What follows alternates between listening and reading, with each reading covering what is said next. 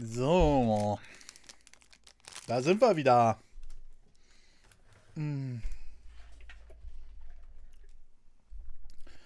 Hoffe, das läuft hier alles. Irgendwie gerade gar nichts im Blick. Ja, doch, sieht gut aus. Sieht gut aus.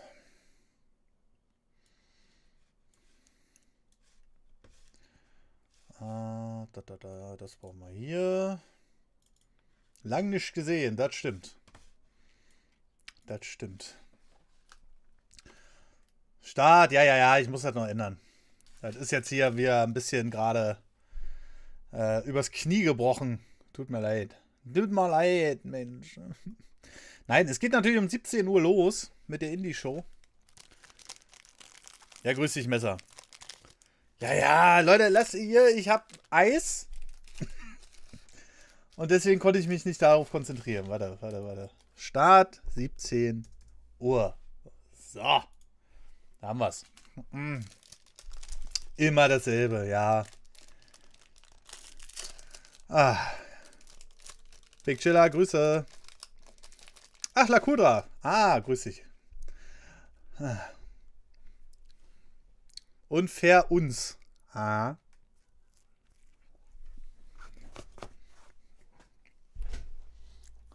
komm, Hauptsache ist das M64-Logo drauf.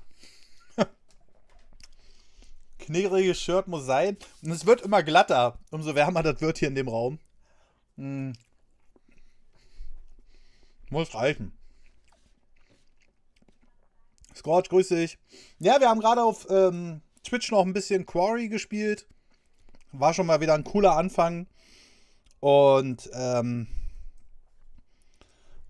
ich bin auch immer überlegen, ob ich hier die Keylights mal ausmache.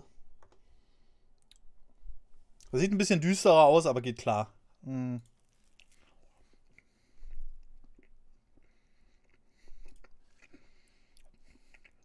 Ja. Future Game Show machen wir und die Wholesome machen wir auch. Also, wenn die sich nicht überschneiden, aber ich glaube, dieses Jahr überschneidet sich nichts.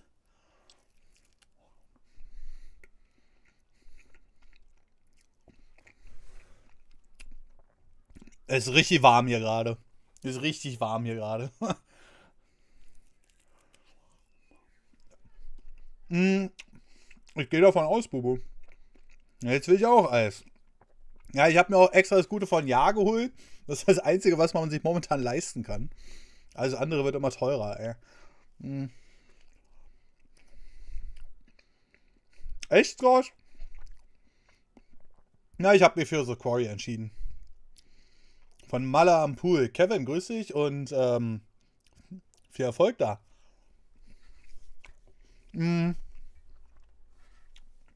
Ja, was soll ich sagen? Wir hatten gestern, und da möchte ich mich kurz zu äußern, ich hatte mich gestern nochmal dazu geäußert, wir hatten es ja am Livestream angeguckt und ich hatte gestern nochmal einen Community-Post abgesetzt, wo ich mich bei allen bedankt habe, wegen den neuen Kanalmitgliedschaften. Mehr will ich dazu auch gar nicht sagen.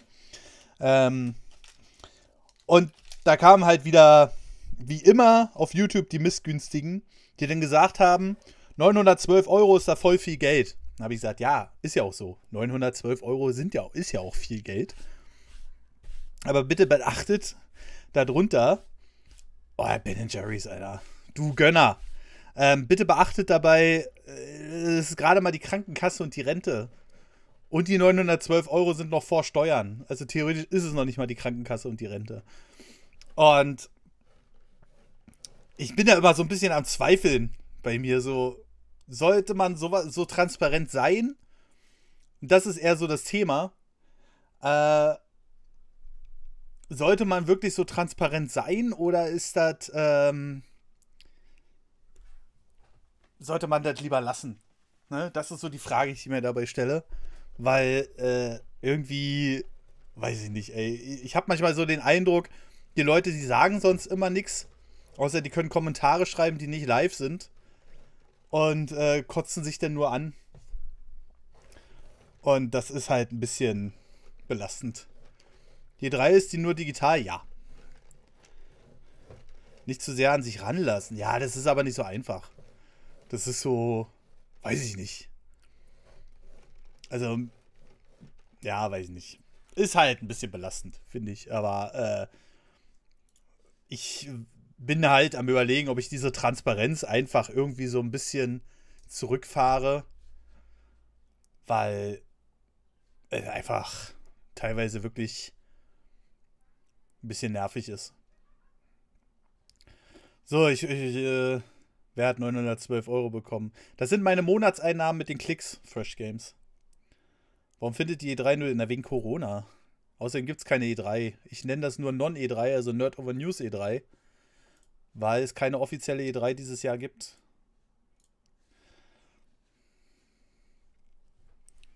Würde ja allgemein die Finanzen Ich dachte eigentlich so, die 912 Euro, da sagen die Leute, oh krass, das ist gar nicht so viel für einen Selbstständigen, aber die Leute halten das für einen Selbstständigen immer noch für viel Geld. Ui, Reinickendorf, aus der Nähe. Rayan Royal, grüß dich. Ja. Das ist halt so ein bisschen, egal. Ich will gar nicht großartig Werbung dafür machen. Erstmal vielen lieben Dank, dass ihr da seid. Mal sehen, was jetzt da beim Guerrilla Collective rauskommen wird. Ich sage, das ist eine Indie-Show. Das hat nichts mit Guerrilla Games zu tun, ja. Man redet nicht über das Geld. Ich finde das aber eingeschränkt. Ich finde das so, weiß ich nicht, 1990. Man redet darüber nicht. Weiß nicht. Nur, dass der Staat 50% da haben will. Ja, wenn das mal reicht. Man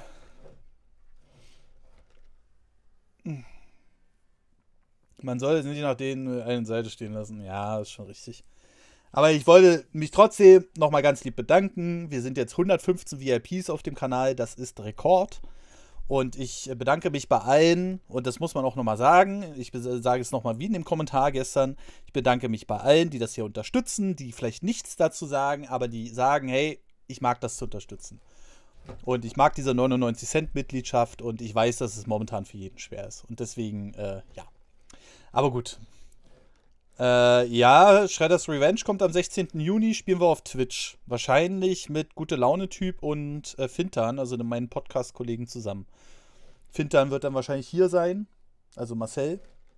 Und Tim, mit dem spielen wir den online. Wobei, hat er eine Xbox? Könnte schwer werden. Da müssten wir es alle auf dem PC spielen. Müssen wir mal gucken. Ja. Wir machen mal ganz kurz einen Schwenk rüber zu der anderen Übersicht. Mir ist kalt. Das ist souverän. Aber das sieht ganz gut aus hier. Morgen! Alter, ATV, vielen lieben Dank. Dankeschön. Vielen lieben Dank für T2.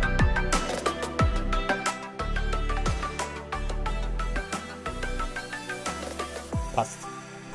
Jetzt sind wir alle wach. Hallo, Show geht los. Okay. Dann schalte ich hier wieder kurz zurück. Wobei, wir können ja die Mucke im Hintergrund laufen lassen.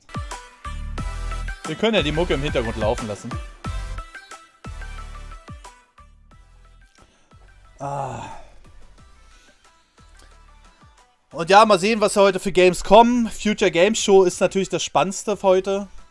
Aber ich muss nebenbei, da fällt mir auch was ein, muss nebenbei mal mein Bildbearbeitungsprogramm öffnen, denn ich habe noch keine Thumbs gemacht für die anderen beiden. Guerrilla Collective war auch schon die letzten. Nein, die haben nix. Die haben nix mit Guerrilla Games zu tun, okay? Die haben nix mit Guerrilla Games zu tun. Das ist hier eine Indie-Show. Die haben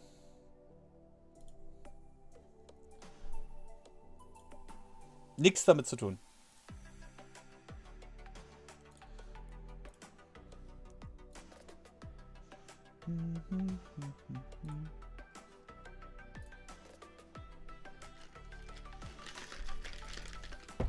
Lautstärke-Fetisch. Ah.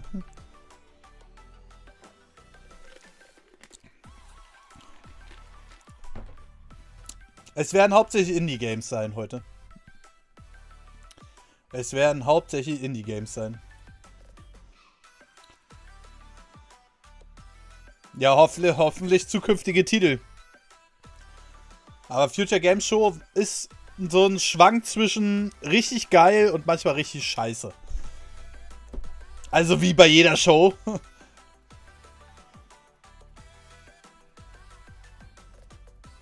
Laut Leak neues Banjo-Kazooie. Weiß ich nicht. Weiß ich nicht.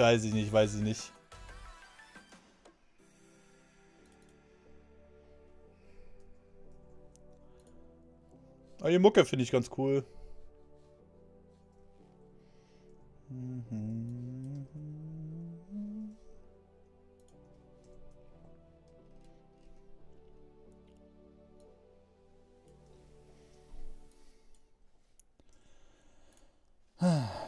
Ja, halte ich auch für unrealistisch.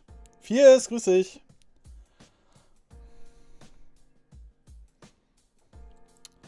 Banjo, weiß ich nicht. Ich glaube, das Revival der Jump'n'Runs haben wir so schnell nicht.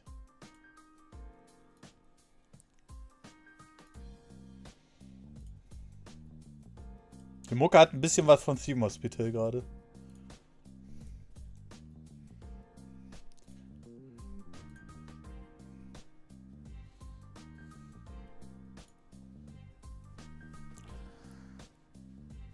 Ja, Xbox und Capcom wird richtig geil, glaube ich.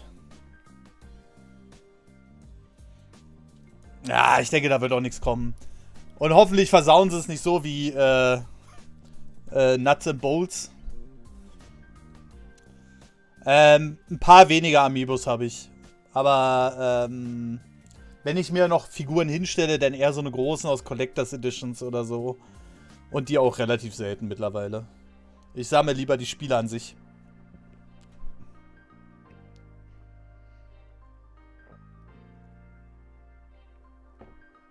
Nee, Danny, Grüße.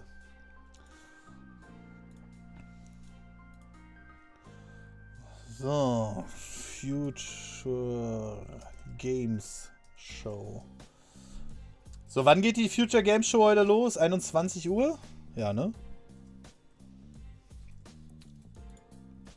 Ich glaube ja. Ein neues Banjo ist genauso unreal wie ein neues Conker. Ja, Conker. Auf keinen Fall. Ja, 21 Uhr. Das weiß ich nicht, aber bisher gab es nur Informationen, dass Resident Evil 4 gezeigt wird. Also weiteres zu Resident Evil 4. Und alleine deswegen habe ich schon Bock darauf. Nee. Oracle Remakes, glaube ich nicht. Wobei, könnte natürlich sein, weil die Basis hat man ja jetzt mit Link's Awakening, ne? Dankeschön. Ja, dann plane ich gleich noch den. Dann müssen wir nachher wieder auf den anderen Stream rüber switchen, aber ich glaube, ihr könnt wie gestern hier im Link bleiben. Aber der YouTube-Uploader hat auch schon wieder Macken, ey. Kann unten die Hashtags nicht ändern. Egal.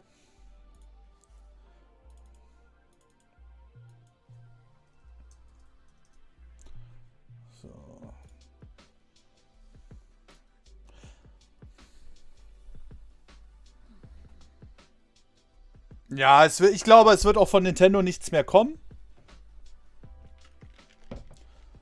Ich denke mal, wir werden irgendwann im August irgendwas Neues erfahren oder so.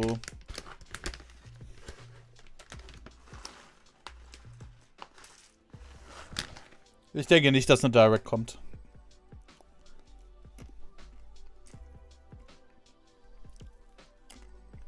Genau, Fierce. Das auf jeden Fall.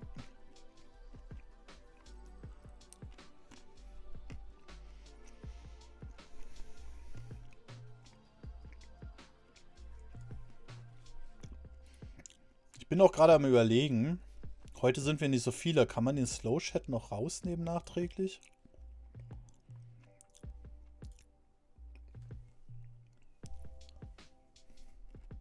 Hat schon jemand nach der Mini-Nerdwand gefragt? Nein! Ne, kann man nicht nachträglich rausnehmen. Schade.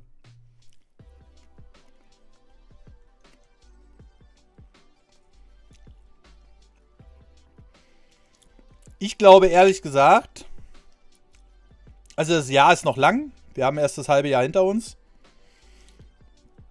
Aber Nintendo kloppt jetzt nochmal 2, 3 große Dinger vielleicht raus für die Switch. Und dann geht's zur nächsten Konsole. Dann kommt hier ein Mini-Nerd, Mann.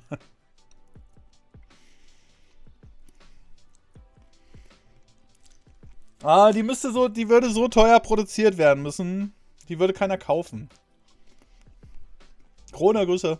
Hey Robert, grüß dich.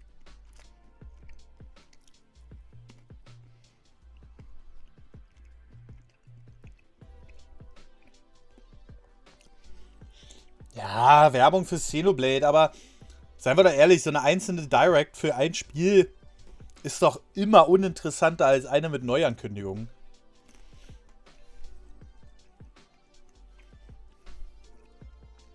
Ist doch immer uninteressanter.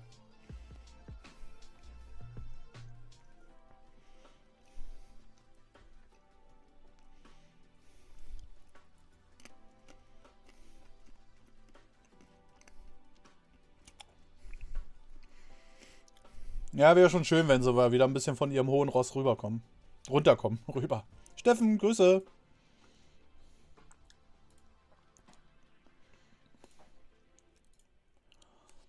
So.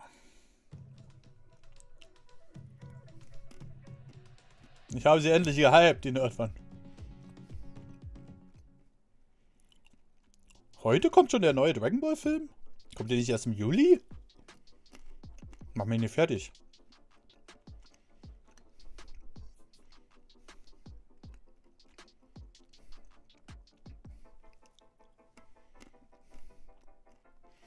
Ja, Wirtschaft, Teile, alles schwierig.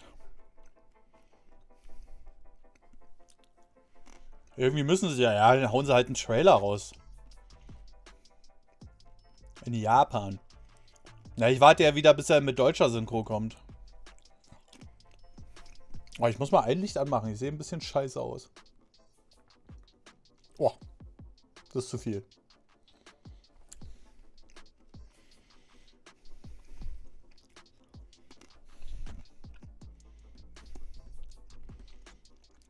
Da müsste ich die ja selbst bauen, Roblox. Was soll ich denn da machen? Aber warum sollte kein... Weil es Nintendo ist. Ihr wisst es doch. Nintendo ist immer der sagt, oh, wir machen alles anders als die anderen. Und jetzt müssen wir auch mal fancy sein. Wir machen diesen E3-Kram nicht mit. Diesen Non-E3-Kram. Bla bla bla. Nintendo ist leider, also mir zumindest, sehr unsympathisch geworden mit der Switch die letzten 2, 3 Jahre. Ich mag die Switch. Ich mag natürlich auch immer noch Nintendo, aber momentan ist es einfach nur... Momentan ist es einfach nur ätzend.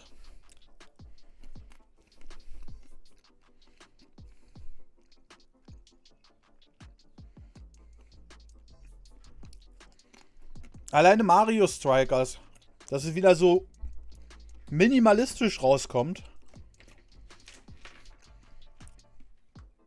Ich meine,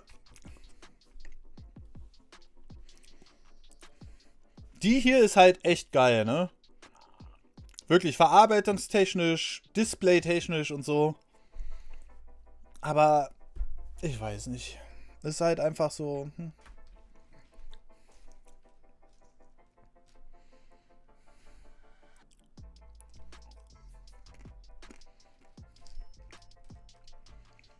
Es ist ja leider immer so, dass der am meisten Erfolg hat, dann irgendwann nur noch die Zahlen sieht. Nur noch alles nach Zahlen steuert. Und dann fallen sie meistens auf die Schnauze.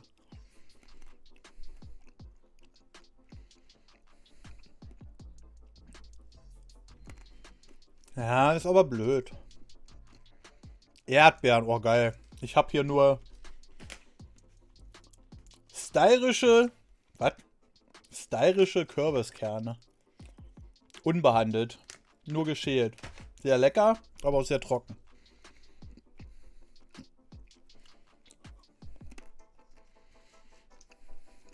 Ja.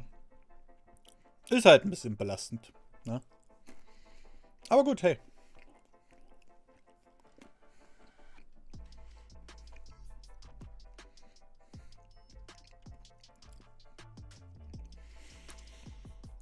Wir werden sehen, was in Zukunft auf uns zukommt. Kürbiskerne gleich Boomer. Warum? Die sind gesund. Aber auch sehr kalorienhaltig. 100 Gramm haben... Naja, es geht aber noch für Nüsse. 100 Gramm haben 574 Kalorien. Genauso viel wie Schokolade. Aber wesentlich gesünder. Instinkt größer.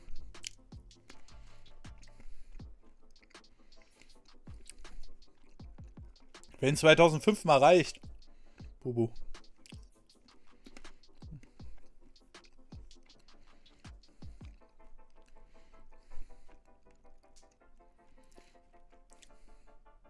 Gramm 3,50, das geht aber noch. Ich habe schon mal gebrannte Mandeln für 5er gesehen oder so. Aus der Steiermark. Ah! Wissen wir wieder Bescheid, Robert. Flugtickets sind übrigens gebucht für Robert. Ich sag dir die Uhrzeiten nochmal an. Dann demnächst. Aber das sind die Uhrzeiten, die du mir geschickt hast, glaube ich. Adrian, Österreich, größer. 2017, ja. Da haben sie rausgehauen. 2018 war der noch und ja. Hab eine für 2,50 gekauft. Ich fühle mich alt.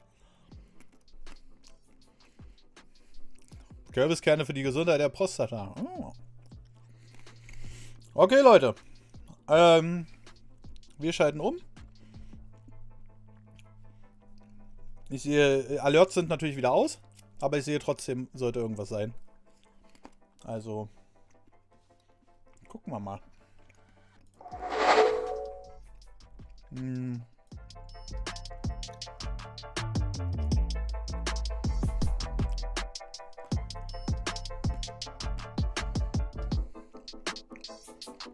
Viel mehr ausprobieren, ja, aber...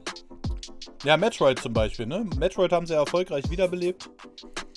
Aber bei einem anderen, also, ich weiß nicht. Momentan bin ich sehr... Es gab schon mal Jahre, da habe ich auch gedacht, das wird nichts mehr und dann haben sie richtig rausgehauen. Aber momentan bin ich sehr skeptisch. Shiriyogami, Grüße.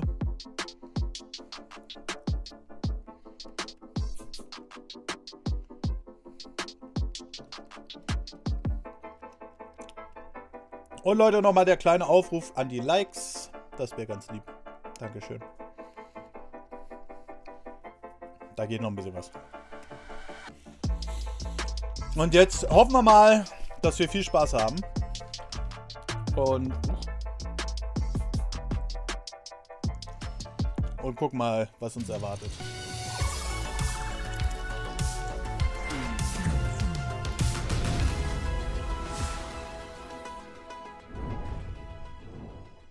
Been a long time coming. Lol.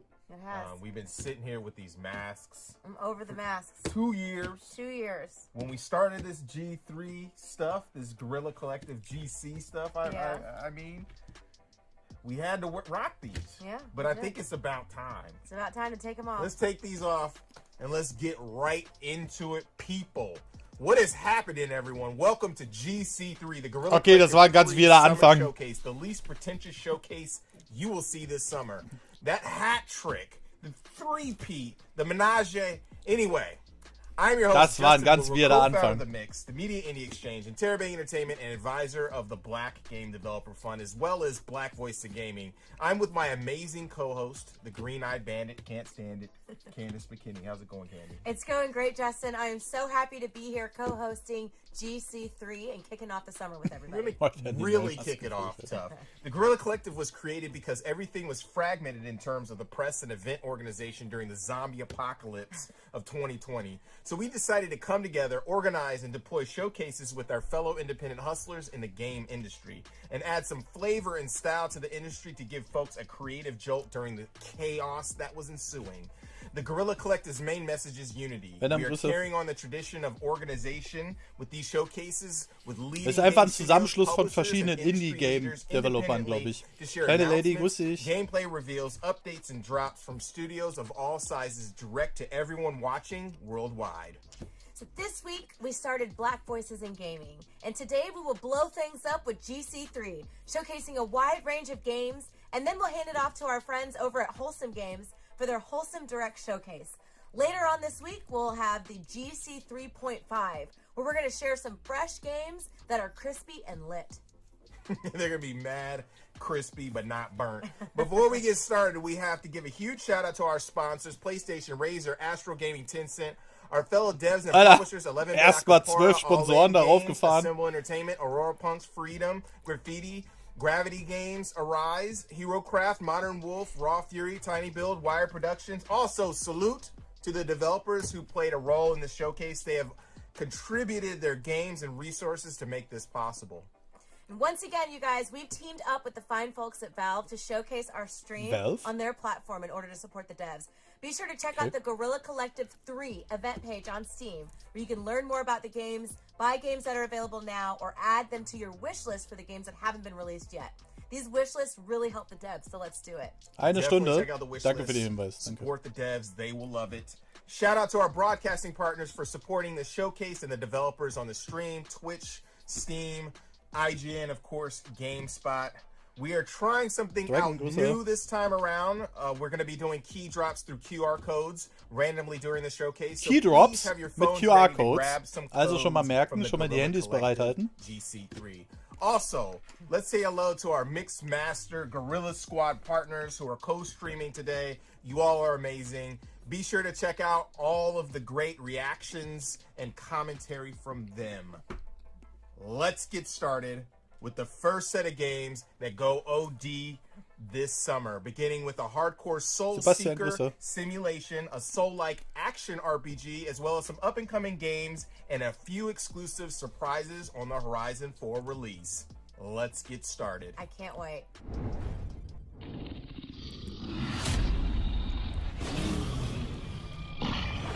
All squads report in.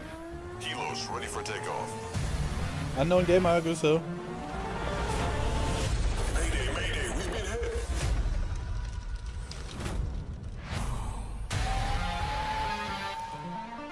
Erinnert mich an Darkwood. Aber ich mag ISO-Perspektiven. Hey, what's up? Timmy, Grüße. Oh yeah.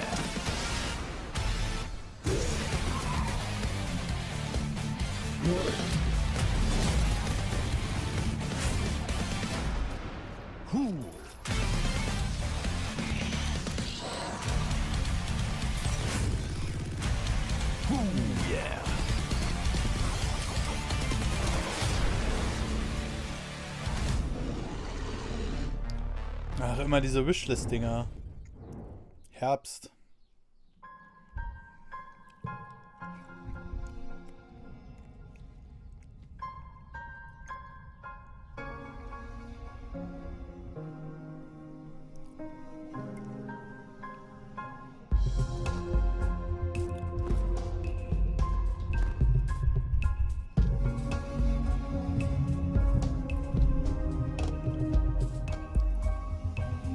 Na, heute sowieso nicht. Auch nicht bei der Future Game Show, glaube ich. Nintendo wird dieses Jahr nichts bringen.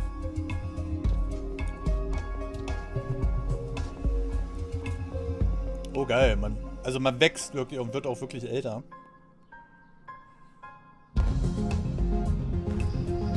Und besiedelt offensichtlich einen neuen Planeten oder so.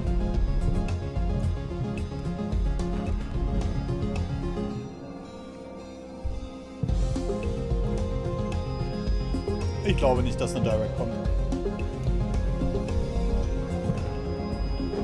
Aber vielleicht täusche ich mich auch. Dann würde ich mich natürlich auch freuen, aber...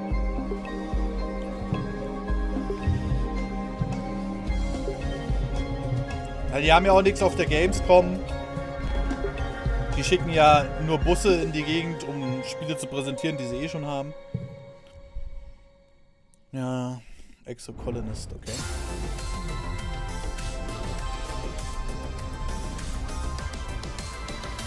Ah, das ist ja wieder World Premiere. Neuankündigung, na mal gucken.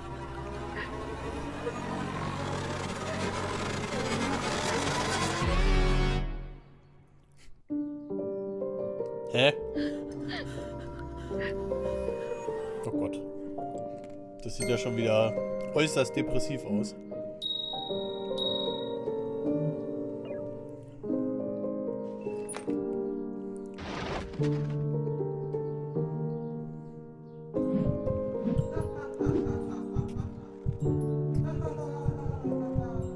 Gott.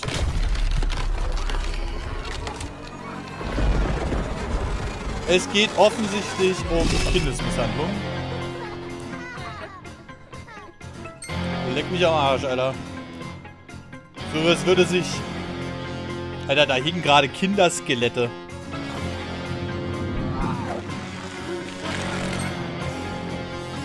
Sowas würde sich ein AAA-Publisher, glaube ich, nicht trauen.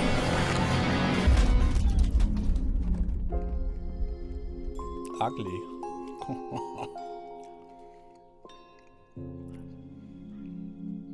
Oh, das war aber geil. Also... Aber erst 2023. Aha. Das sind wieder so Titel, da sitze ich dann in einem Jahr davor und denke so, oh, das ist ja geil. Und dann sagt ihr wieder, das wurde doch schon letztes Jahr präsentiert.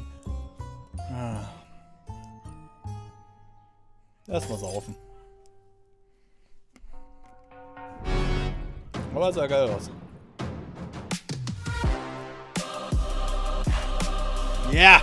Neues Jahr, neue Skins. Geil, da bin ich dabei.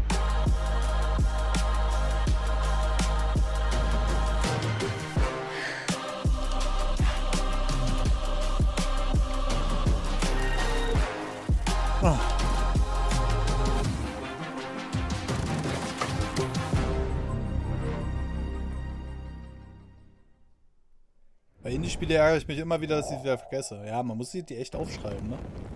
Aber viel, da muss ich echt sagen, da tut der Game Pass echt viel für. Hab schon vieles angefangen und nachgeholt.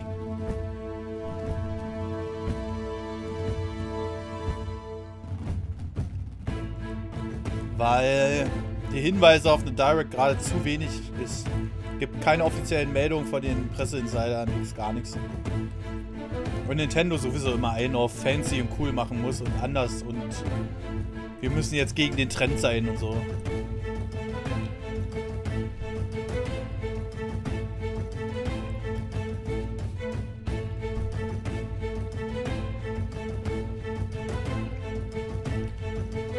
Okay, sieht aus wie Diablo in langsam.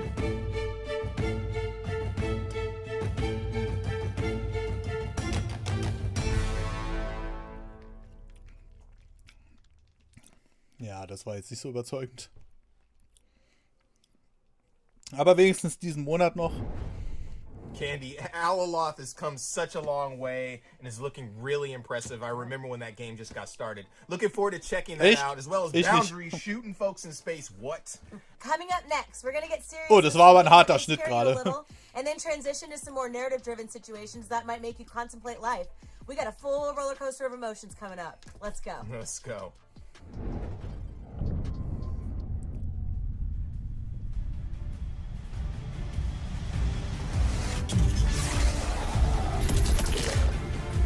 Entschuldigung, aber... Na. Oh!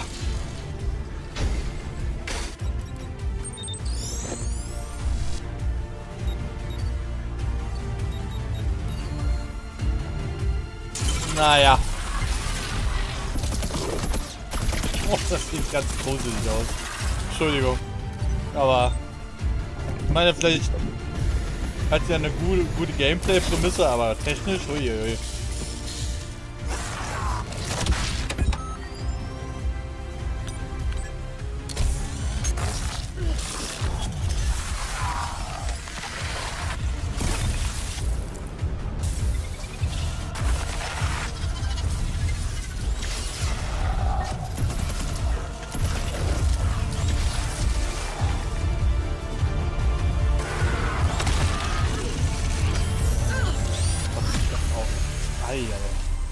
Ach so, das soll so sein. Okay. Der erste Daymare war gar nicht so scheiße. Aber das sah jetzt nicht so doll aus, ey. Ich weiß nicht, ob sie sich da nicht ein bisschen vertun.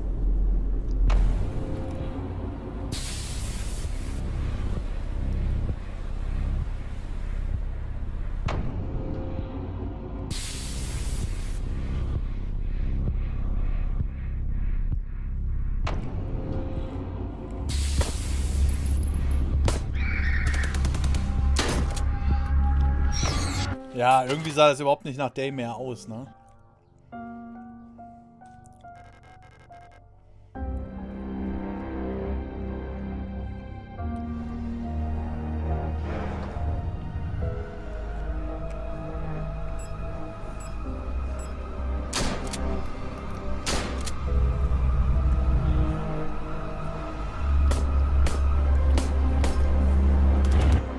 Eieieiei.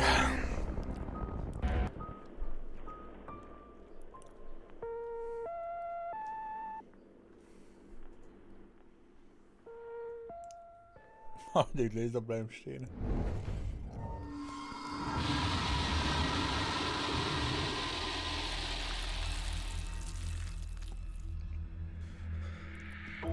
Also wie gesagt, dieses Depri-Game da, das fand ich geil.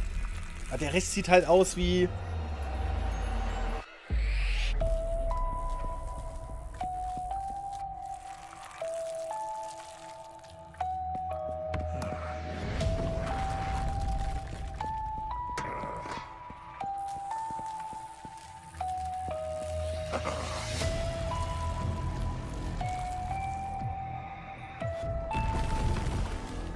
Das sieht jetzt aus, wie Hello Neighbor auf Wish bestellt irgendwie.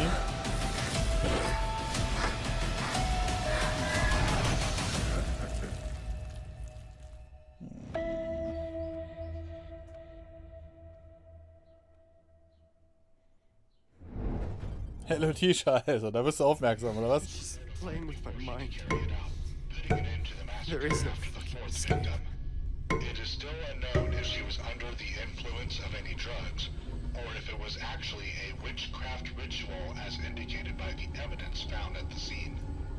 Suggesting the latter, police officers found books at the scene containing strange symbols, candles, dead animals. So far, his left leg and 3 fingers have not been found. The first victim was her own 75-year-old father. Madison mutilated his body in such a way that his face was unrecognizable. His body was found in here. Okay, das sieht schon mal ganz cool aus, aber bis jetzt haben wir auch nur die Fahrstuhlanimation gesehen. Aber es ist irgendwie so dieses Jahr der Comeback des Horrors, kann es sein? Hours later, Madison continued to mutilate her body before disposing of it.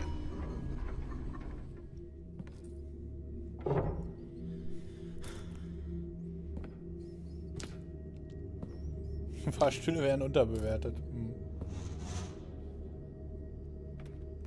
Ist doch gut, ja, ja. Ich sage ja nichts dagegen, ich spiele sowas auch gerne. Aber, es ist halt ein bisschen viel.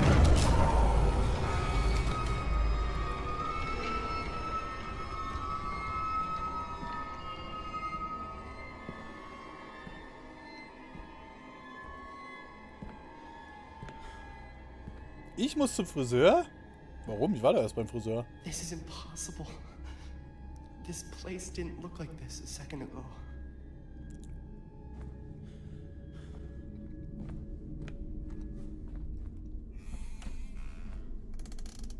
Chains? Maybe I can break them with something. Butterfly-Effekt.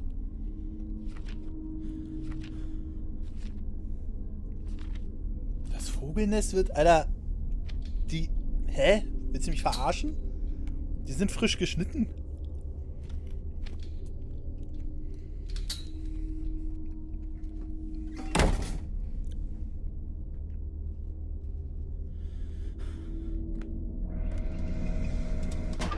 What the hell am I doing?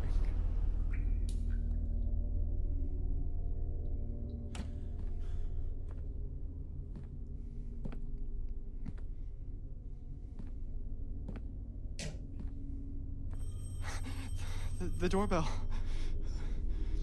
I gotta get to the front door. Nicht scheißen können.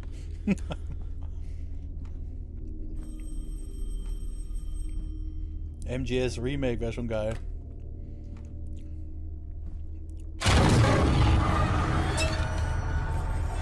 Das sollte jetzt ein Jumpscare sein, aber ich habe mich irgendwie nicht erschrocken. Ach, Madison. Ah, Davon habe ich schon mal was gehört. Oh, 8. Juli schon. Nice. Oh, ich dachte, jetzt kommt wieder eine Twitch-Moderation. Das hätte so...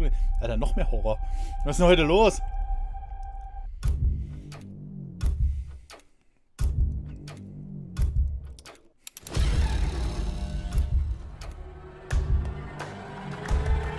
Das wäre geil, Johnny Walker.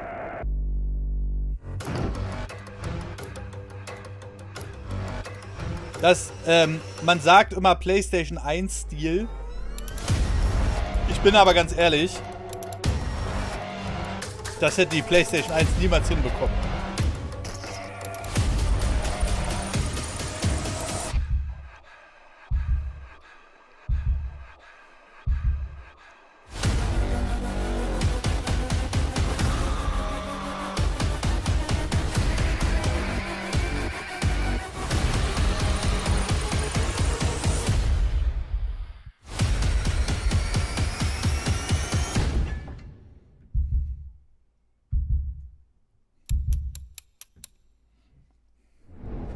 Rated Teen.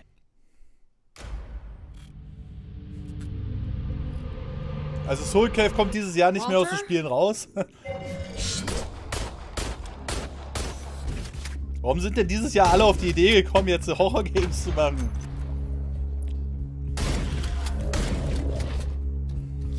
Kein Coke im Kühlschrank.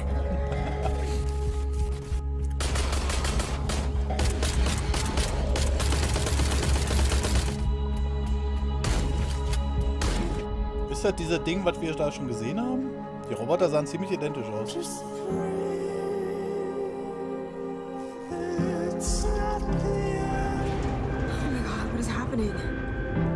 Das sieht aber cool aus eigentlich.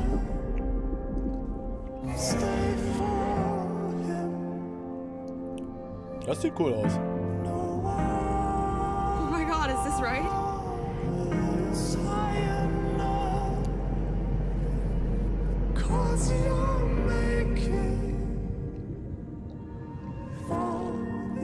Industria. Out now? Kann jemand mal gucken, was das kostet? Ich guck mal kurz bei Instant Gaming, ob die das da schon haben.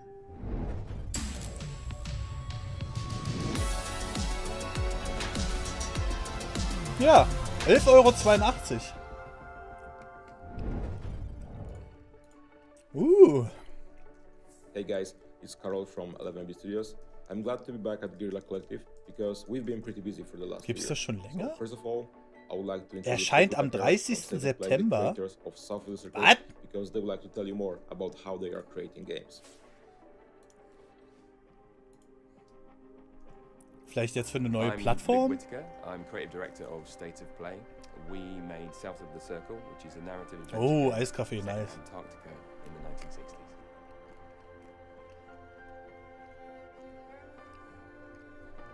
Ich habe den Link reingepostet. PS5 20 €. Instant Gaming 11,82 €, aber es ist die Steam-Version. Our lead character Peter's experience in Antarctica, remembering all his past, got me Warum ist denn thinking der Trailer jetzt so about leise? my own experiences, my own memories, and how my memories of past events are often different to other people's memories of that event. And I got looking into the science of it 3,5 Stunden. and realized Klingt that nach einem what coolen we're doing Stream-Game. when we are accessing memories, we're taking them out, we're thinking about them, experiencing them. When they go back, they may be slightly altered. And so over a period of time, we may have completely different memories of an event. And Naja, maybe we Instant have Gaming a family packe ich member hier mal who rein, has been wenn ihr telling the wollt. same story for 20 years, aber and es it's sah now cool very aus. different to the first Da bin ich ja story echt am they're Überlegen, told. ob ich mir das auch noch hole. We wanted to tell the story about power and the individual and how these big powers can affect our lives. But the more we worked on this, War es the denn more it cool, became apparent this was a Ari, wenn du es story durchgespielt about hast, oder the individual and the individual hättest du nach 3,5 Stunden gesagt, choices we make. And könnte we auch kürzer realized gehen? The most interesting thing and the most Ja, Shobi, so important läuft thing in our lives Grüß dich. are all those small emotional decisions we make and the promises we make in life.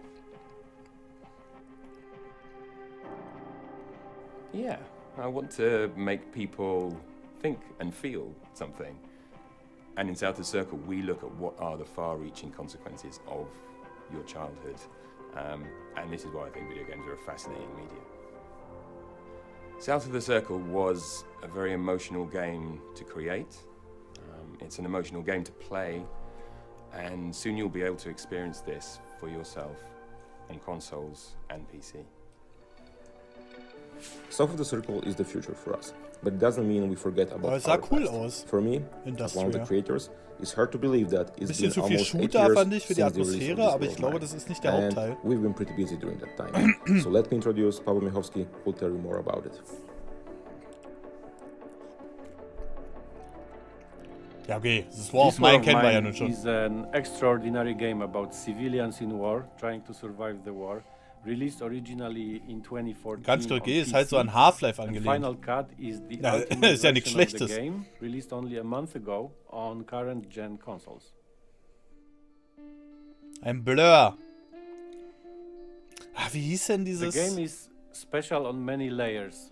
I mean, andere, wo man auch speaks about Flugzeuge human abstürzen lassen dignity konnte und so? in very inhuman times. Imagine being put in a Habe ich ja nicht war-torn gesagt. city where Okay. you have to deal with lack of everything: food, medication, treatment, dealing with constant danger.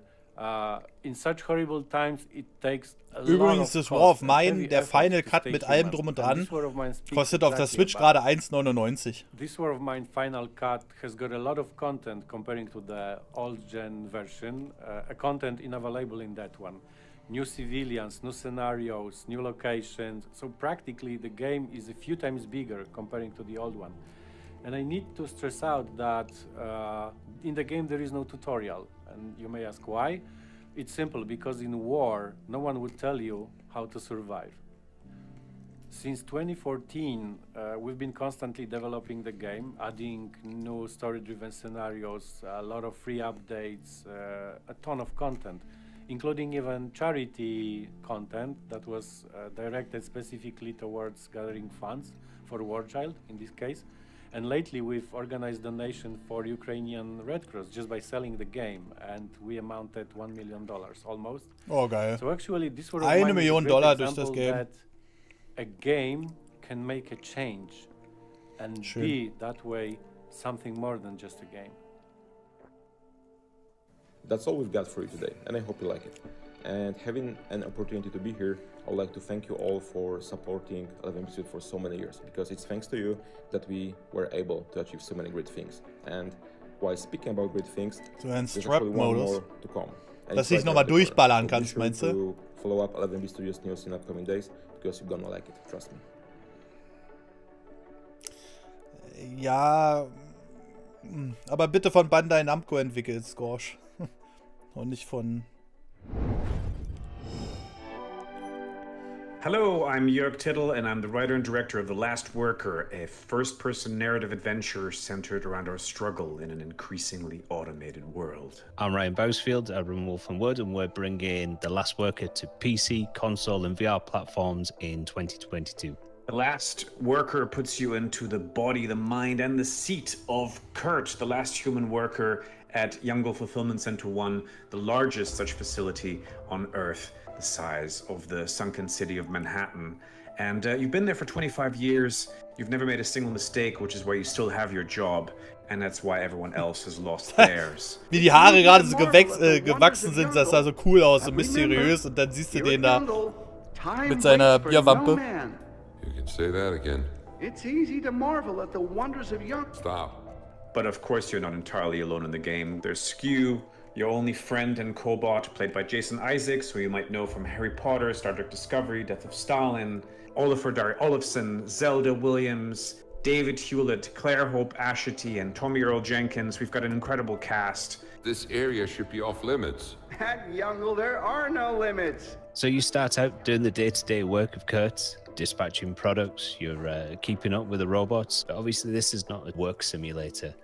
You're soon contacted by a group of activists called Spear. They want you to kind of delve deeper into the facility. They want you to take on this espionage, we're calling kind of stealth light gameplay, where you do have to go to these zones where you not supposed to be. And so you've got to delve deeper, picking up tools and weapons later on to access these areas. So you're always going to have that push and pull between the activists and Kurt's pride in his day-to-day job. Don't worry, she won't hurt you. Ah, Again, Robin Williams, right?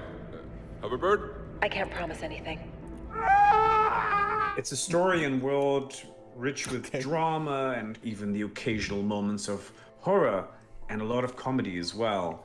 Because it's important for us to build a world that you actually want to inhabit. We wanted to make something that is crafted with love and full of color. We have been working with Nick Wie viele McMahon, Polygone auch incredible mittlerweile irgendwelche comics Indie-Games legend haben, ne? and co-creator of Judge Wahnsinn. Dredd, on designing these characters in the world with him. And I hope you will enjoy the very unique look of our game. At younger, nothing.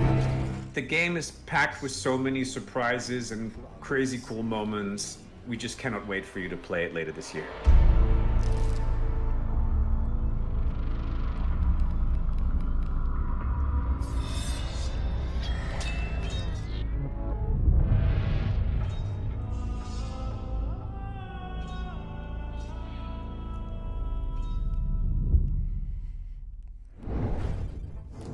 Justin, remember, the Frigidaire is red. You can't take your eyes off of it. I mean, you don't have to ask me thrice. You know what? Signalis is also looking slick with its old school PlayStation. Textures and gritty yet smooth, ominous style. Such awesome, like, gritty games. That's true. To loosen things up, you guys don't have to worry about staring at a Crimson Echt? Icebox. We've Zwei got some Entwickler. upbeat-style arcade titles coming at you. Let's shred right into it. It's shredded.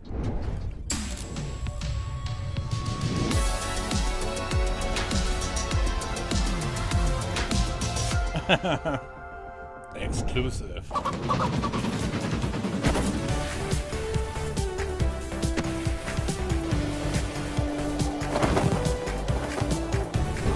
Okay, das ist jetzt mal ein Kontrast. LOL.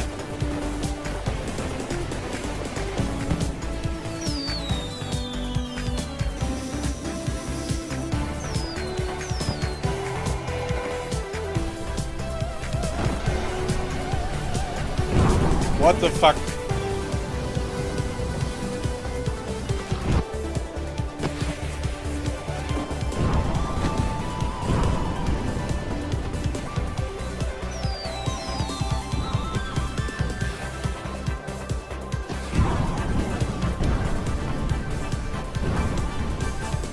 Ich glaube, für Multiplayer ist das bestimmt ganz witzig, ey.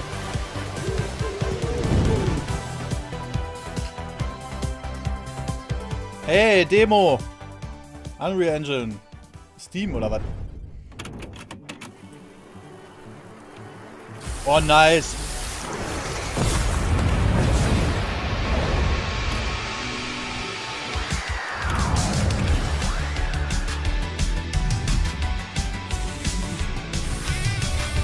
Das ist dann aber schon die Ultimate Edition mit dem DLC, oder? Das ist dann so laut. Alter.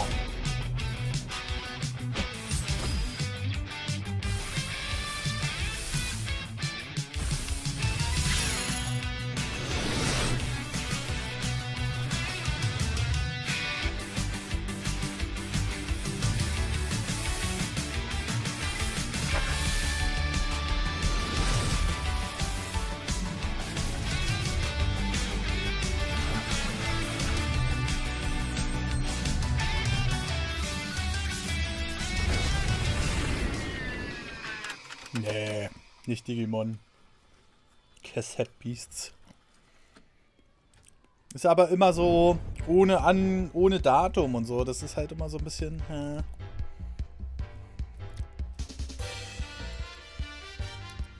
Das sind hier wirklich die kleineren Indie-Games, ne?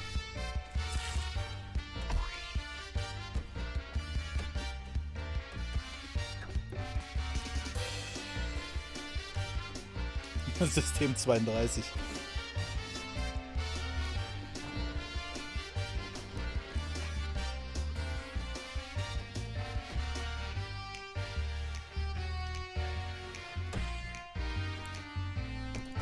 Ja, die digitale Version. Also ich würde auf jeden Fall Last of Us Part 1 im Handel kaufen. Da wird es wahrscheinlich dann um die 60 kosten. Also dieser 79,95, die werden sich einfach nicht durchsetzen. Sehe ich nicht.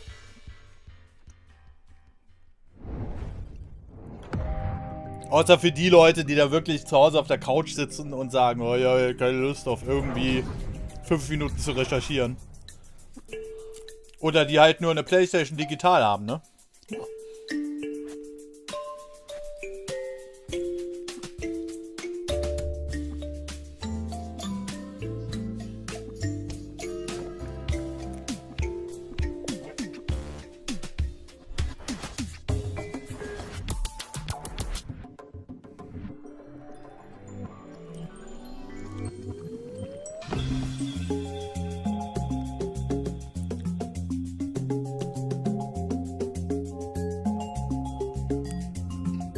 Voraussetzung ist, dass auf der physischen Version dann auch das ganze Spiel drauf ist.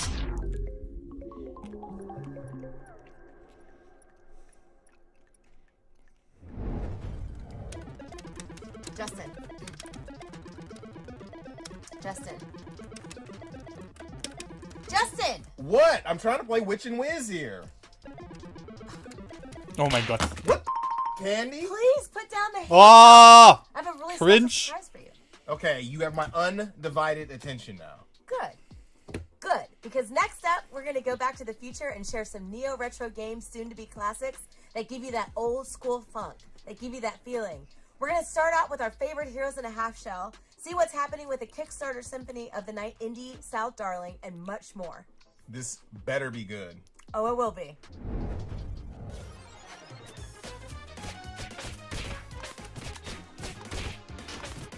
Oh, geil. Noch mehr Gameplay-Material. Ich freue mich schon drauf. Das kommt ja zum Glück auch im Game Pass. Welcher Tag ist denn eigentlich der 16.? Streamen wir da? Kommt natürlich wieder so viele Spiele auf einmal jetzt. Wäre ein Donnerstag. Na, mal gucken.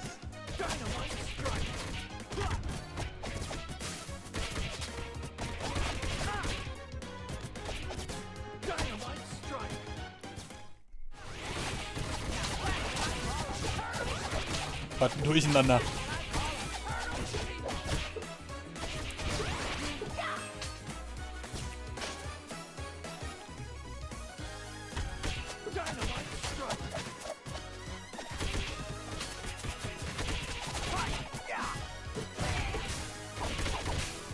Alter!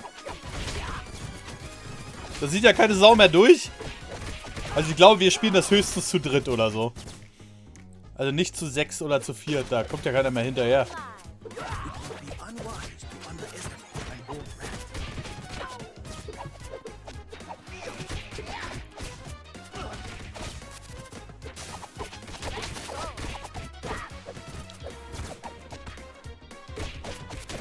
Ja, soll es ja auch sein.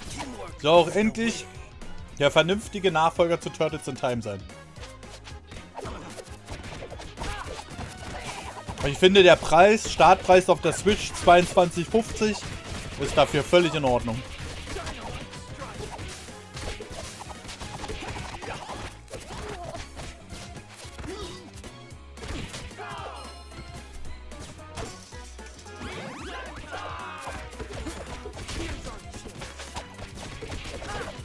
Alter.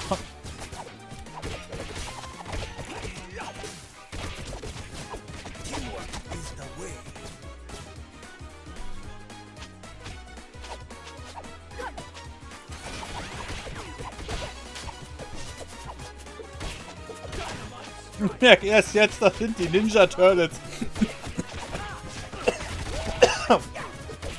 Ja. Gleich verschluckt. Als digitale Variante, ja.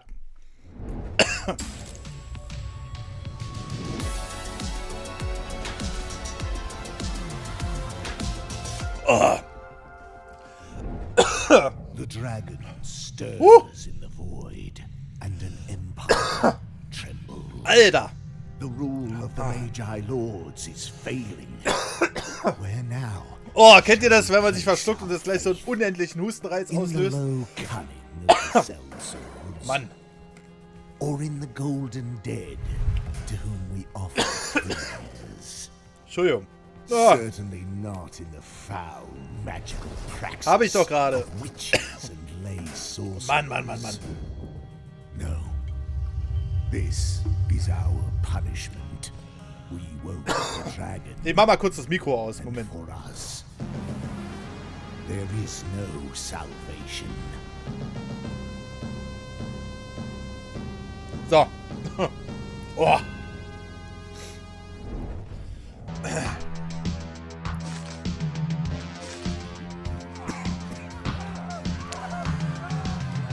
Na, vor allem kommt es als digitale Variante 1,5 Monate früher raus, Christian.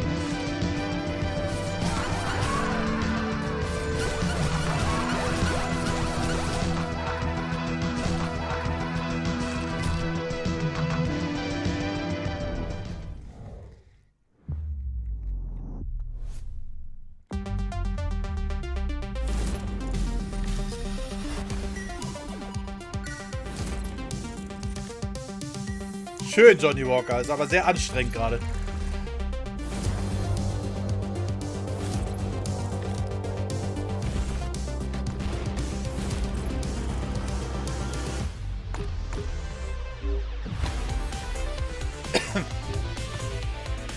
Alter, als wenn die neuen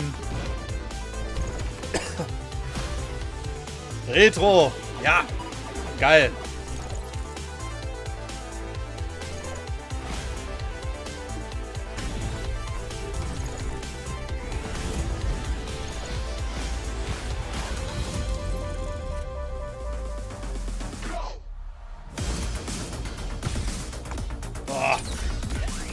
Alter, Battle Royale oder was?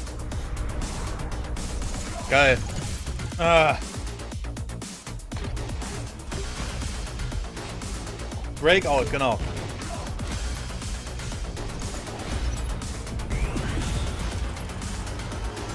Tschüss, Grüße.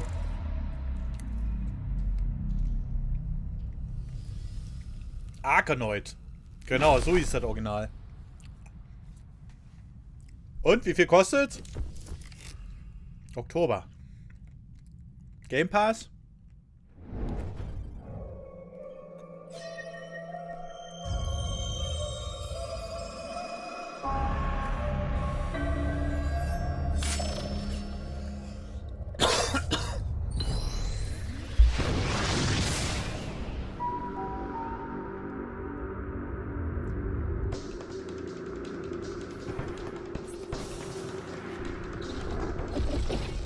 Oh, Castlevania. Oktober ist ja ein guter Preis. Ja, es wird hoffentlich nicht zu viel kosten, ne?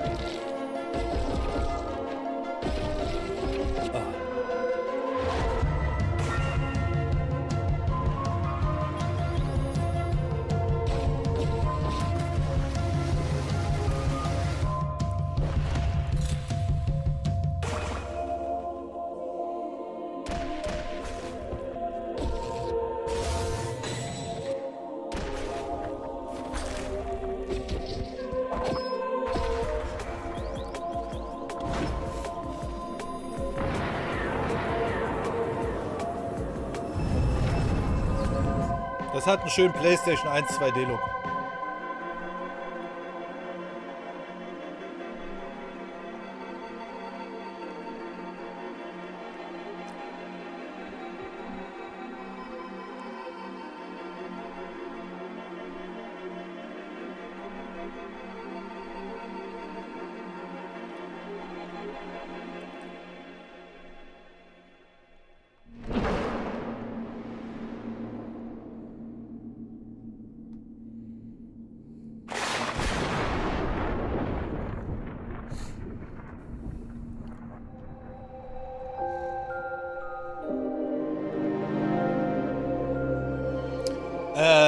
Weiß ich tatsächlich noch nicht, Andreas. Ich warte erstmal auf You're right, Candace. auf die Preise. Ich steige auf jeden Fall nicht zum Anfang um, sondern warte drauf, ob es ein Angebot gibt oder so. Wait for the Cowabunga collection. Shout out to Digital Eclipse. Also, Bats is out now, and you can pre-order the physical edition from Limited Run Games. I'm going to pick up all of those games when they are out of the oven. I am too. Ja, Coming up Max. next are some surprises that fall Wahrscheinlich into our nicht. last category, but also add some new flex to the RPG and strategy genre as well. Let's menu dive into the next set of games, shall we? We shall. Welcome to WrestleQuest, the world's first pro wrestling RPG, and the sweatiest game here at the Guerrilla Collective Showcase. Das I'm finde ich Zach, auch the head geil. of narrative here at Megacat Studios. I'm Andy. I'm one of our senior. Aber leider haben die And we've nur got 3,50 some content here to show Headsets, you oder? that has never been seen before. So WrestleQuest includes real-world wrestling legends like Macho Man Randy Savage, Jeff Jarrett, Jake the Snake, and more. Alter, es waren noch die We've got geilen giant Zeiten im statues Wrestling, ey. across the world map with people coming from all over to pay tribute to these icons. These sites are also the starting point for side quests themed around each legend. Here on screen, Machacha Man and his friends are at the end of one of these quests. They've been investigating a strange cult of Wrestle Raiders that worship the Road Warriors. After a chase through the Mad Max-style wasteland, the quest comes to a head with a wrestling match against Hawk and Animal on the back of a speeding big rig. So each of these side quests themed around the real wrestling legends. Some of them you'll help the wrestlers. Aber kein Hulk Hogan. Naja, durch seine Vergangenheit halt, ne? And no matter the outcome, they're always the key to the game's best.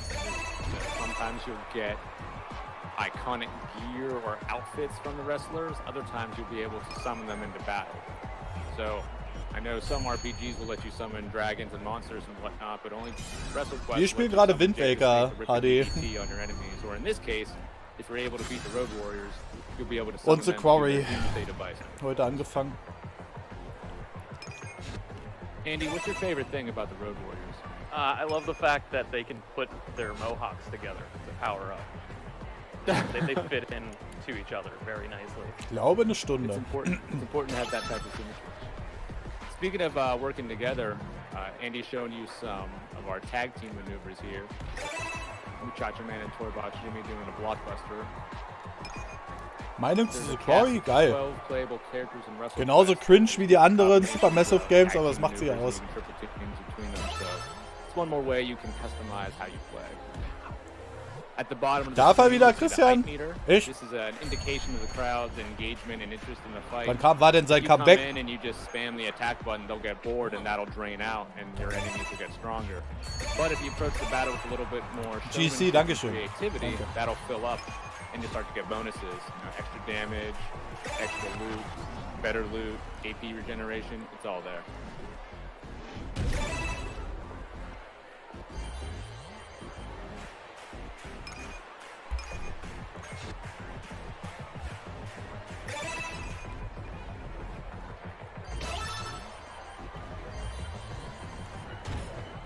There's over Nice 20 shirt, by the wrestling way. legends to Dankeschön. see in the WrestleQuest. So we'll be excited for you to check them all out when the game releases later this year. Thanks for checking it out, guys.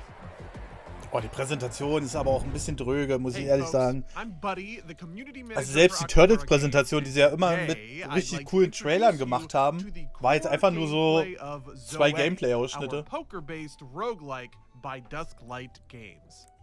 In Zoetti, you've got all the ingredients that make a core roguelike experience. You play Monster as Truck one of Madness, a few different Alter. characters with their own unique play styles. As you fight your way through a number of battles before facing off against a boss. And every time you win a fight, you get a reward. You get more powerful before you face tougher challenges. Like all of the stuff that makes for a good roguelike experience.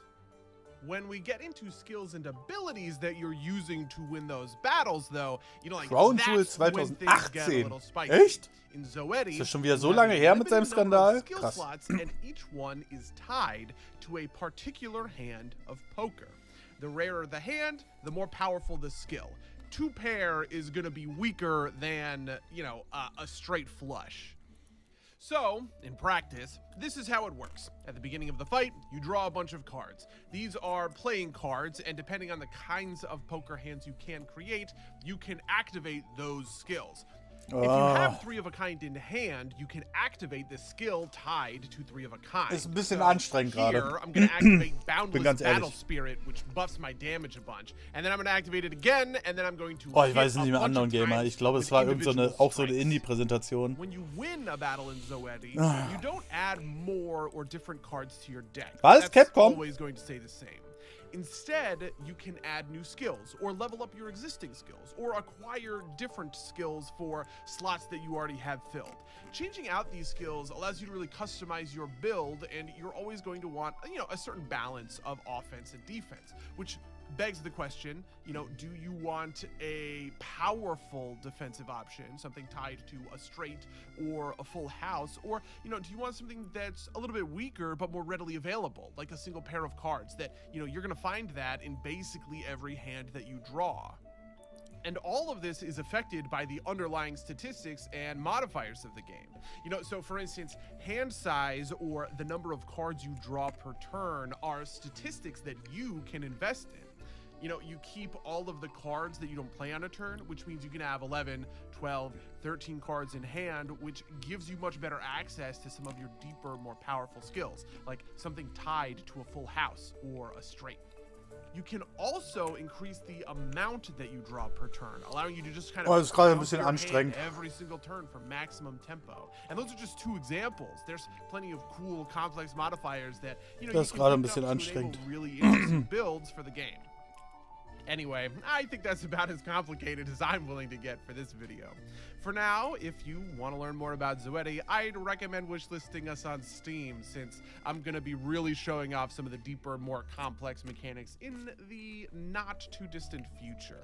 And, you know, that's probably the best way to keep on top of things. I hope you have a really good time checking out the awesome titles at the Guerrilla Collective, and, you know, otherwise, I wish you the best of luck in your travels. Cheers.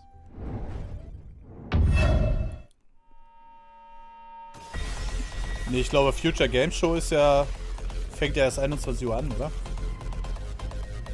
Die Koch Media Show. Alter, das könnte auch so eine Mucke vom N64-Tape damals sein.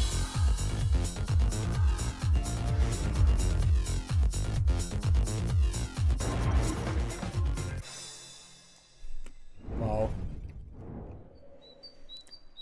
Oh. Geil. Ist das die Engine? Haben sie die von Square lizenziert? Gibt noch andere Shows? Ja, Future Game Show. Und Wholesome Collective, was glaube ich auch Indie ist.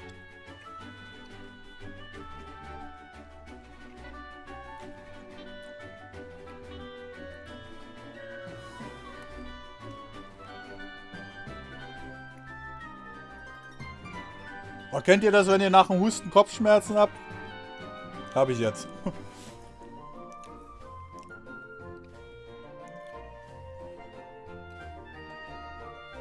Das sieht halt wirklich nach PlayStation 1-Style aus, ne? Oh! Das ist nicht mein Stream, der hier hängt, glaube ich. Nö, meiner läuft stabil. Okay.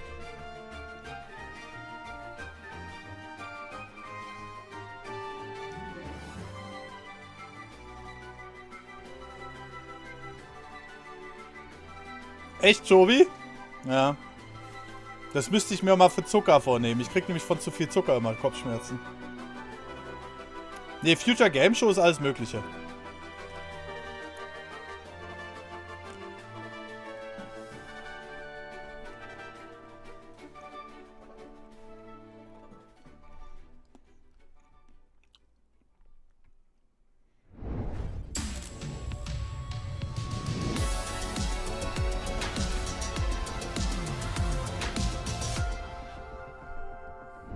Ah, Nase ist auch so ätzend, ey. You know, kid. Zucker ist so schlimm. All sunshine and rainbows. If you want to be a hero here, Zucker ist so schlimm. Good isn't enough. Because this world is ruled by greed, and greed is exactly what you need here. Ja, ist so Schobi. Richtig so. Ah, ich weiß nicht, ey. Ich muss ehrlich gestehen, das ist die erste Show, die mich jetzt noch nicht gecatcht hat. and blow up. Dragon King I. Ab zum Zahnarzt, ey. And loot. Zahnarzt ist auch nicht schön, aber es ist umso schöner, wenn es vorbei ist. Anyone who stands in your way. On the path to greatness. Okay, das sah ganz interessant aus.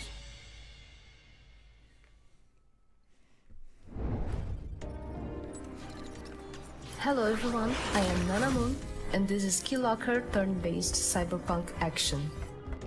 Keylocker is a turn-based tactical wooden RPG taking place in a world without music, where you play as the illegal singer Bobo, her twin brother and hacker Dealer, and the jukebot drummer Rocket. We pick up with Dealer and Rocket searching for Bobo, who has been taken by the satellites, the ultimate authorities of Saturn. They have entered the droid factory, the domain of one of Saturn's satellites, the Telesto, but the way forward is filled with dangerous foes. The combat of Keylocker takes place on a Ich finde die Präsentation halt auch sehr dröge gemacht, ehrlich gesagt.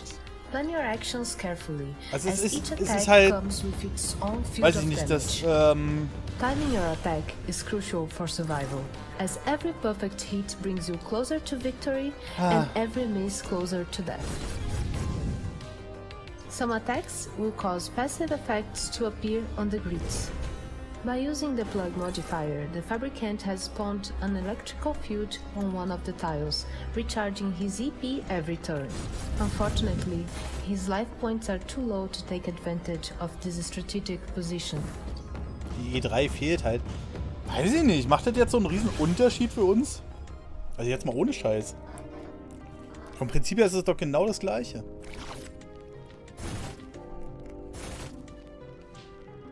Ne, ich denke mal, Xbox wird schon reinhauen.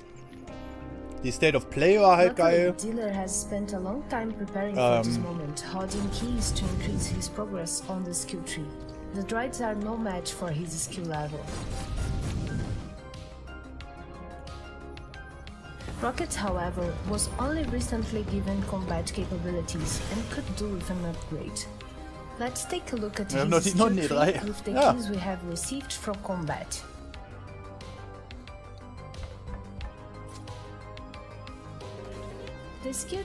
Ja, was bringt einem Nintendo, wenn sie am Ende nur einen Streckenpass ankündigen? Und vielleicht ein Update für Mario Strikers. Oder Mario Tennis. Talent to increase your stats, let you add unique modifiers to attacks, add passive abilities or unlock new gear for use. Alter, wenn die noch statischer spricht. Will even let you cross your skill tree with another class, creating hybrid classes. More on that in the future.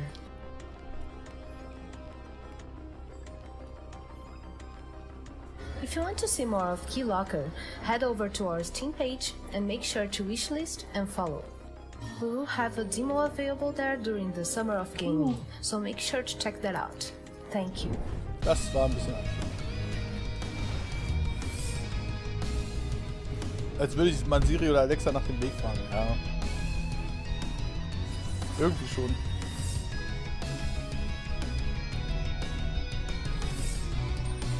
Ja, die ist echt nicht dolle.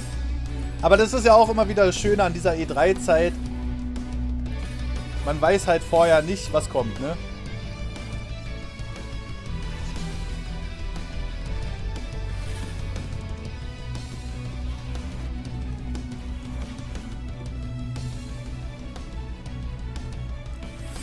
Und was ich halt auch einen ganz eigenartigen Move finde, ich meine, am Anfang war es ist immer noch irgendwie berechtigt, also nicht falsch verstehen, aber dass das Advance Wars einfach jetzt am Anfang ja, aber jetzt mittlerweile nein. Wow, Justin, WrestleQuest. Oder man hat die Chance genutzt, weil man sonst nichts hat. The nostalgia of those pixels brings me right back to playing Royal Rumble with my brother on the Genesis. I feel you. It also brings me back to some trauma. Trauma? Trauma, yeah. You know, my brother recorded over all of my high school cheerleading VHS tapes with episodes of Monday Night Raw. That is so ridiculous. It did, and it gave me a really bad relationship with wrestling, but there's something about WrestleQuest that's making me second-guess that, and I feel like I should really let all of this go. You definitely should make that happen. You know what, Joey? Updates, ja, das I ist... love you, and I forgive you. Ich gebe dir, ich habe vorhin was retweetet von Sam, der gesagt hat, dass die 60 € für Mario Strikers gerade ein bisschen viel sind für den Zustand. Da gab es trotzdem Leute drunter, die es verteidigt haben. Ja, da kommt doch gratis Updates. Ja, aber das war alles in der Vollversion von den Vorgängern schon drin. Definitely support the devs, check out their games, wishlist them, and all that jazz for sure. Okay, kids, it's GC3 key time. Here's the QR code. Take a picture of it for some of your favorite awesome Guerrilla Collective games from the developers and publishers representing the GC. Okay. Free keys. You love them. You see the QR code. Take it. First come, first serve. Schon überlastet die Seite. Boom. Up next on GC3. LOL. It's time for some Instant überlastet die Seite. We're going to share some indie titles that represent tough in the action adventure department. So let's go. Hello everyone, I'm Giacomo Masi, Narrative Director at Soulmate Games, and I'm here to present to you our latest work, Batora Lost Haven, which will launch this fall. Batora is a narrative action RPG Nicht mehr erreichbar, die Webseite. our protagonist will have to face a cosmic journey and use their powers to save who and kann what ich euch. she loves, making Also ich weiß nicht, ob wir eine Pause zwischen den Präsentationen haben, aber kann ich euch gerne zeigen. Every journey will take her to 4 different worlds, each representing one of the natural elements. The one we are seeing right now is Wild, the planet of air, which is composed of Ich gehe auch 5 mittlerweile fest davon aus, dass areas Mario that Tennis und feature Mario Golf a halt scorching geplant desert, und fertig this eerie waren. mountain, Genauso a wie mystical river infested by evil Switch spirits, Sports. and so much more. Ist ziemlich offensichtlich. We've had a lot of fun creating intriguing characters with their own cultures and customs. Ich meine, es geht mal klar, wenn man wirklich nichts hat, was man releasen kann, dass man sagt, okay, den einen Inhalt stellen wir später fertig, aber nicht dieses geplante. Stimmt. Momentan spiele ich Zelda Wind Waker HD auf der Wii U und The Quarry jetzt. Und ich glaube, Mario Strikers lasse ich noch eine Weile. A companion that will help us in combat while we uncover the secrets of this mysterious world. Speaking of fighting, Batora features 2 different combat styles that revolves around the main concept of the game. Du bist drauf auf der QR-Seite. In her physical form, Avril will be able to use a sword to fight in melee, while in her mental form she'll be able Vielleicht to kommt ihr auch mit dem iPhone projectiles nicht at rauf, ich enemies. weiß es nicht. Switching between them constantly during fight allows the player to adapt to every situation and change his strategy in a split second. This is important because every enemy inside Batora is divided into 3 different variations: physical, mental, and hybrid. Game Key So giveaway. changing out combat style constantly is essential to emerge victorious. The nature switch mechanic is also used to solve many puzzles. For Als wenn man sich da example, this registrieren one muss. is a memory game that requires the player to listen to a sequence of notes and reproduce them with the help of Avril's physical and mental powers. The narrative side of Batora is also based on duality, and players will be able to shape their own path thanks to the karma system. During an adventure, Diablo Avril will have to Immortal, make ey. many difficult Sieht irgendwie decisions, cool aus. and each of them will have heavy Aber diese consequences dröge that may lead to Präsentation, es different tut mir leid. outcomes and Ich bin nun schon fast 38 So, are you ready to und ich meet bin ja jetzt so mehr der fascinating Typ, der creatures, sagt, ey, ich will es ein explore bisschen mysterious ruhiger planets, und so. and discover where your decisions Aber will take you? Batora Lost warum muss Haven man das is mit so coming on einem PC and consoles schlecht this fall. eingesprochenen Don't miss any of the Entwicklerinterview news and surprises related to überspielen? Batora, Der Trailer which wirkt doch so listed right cool. now on Steam.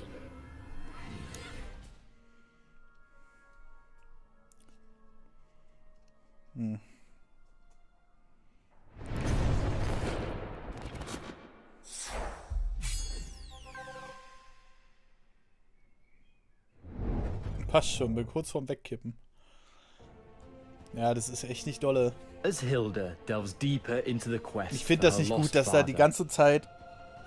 she Es will gibt encounter sicherlich auch many Entwickler, dangers die and sowas challenges präsentieren in the können. city of Aphes. Aber die Entwickler, die sie da meistens Let us hinsetzen, die introduce sind halt you keine to one of the main Präsentationscharaktere. adversaries So. that Hilda will have to confront. Eulalia, the Prey. Famous for her beautiful voice, Eulalia used to be the most recognized singer during Aphes' glorious golden age.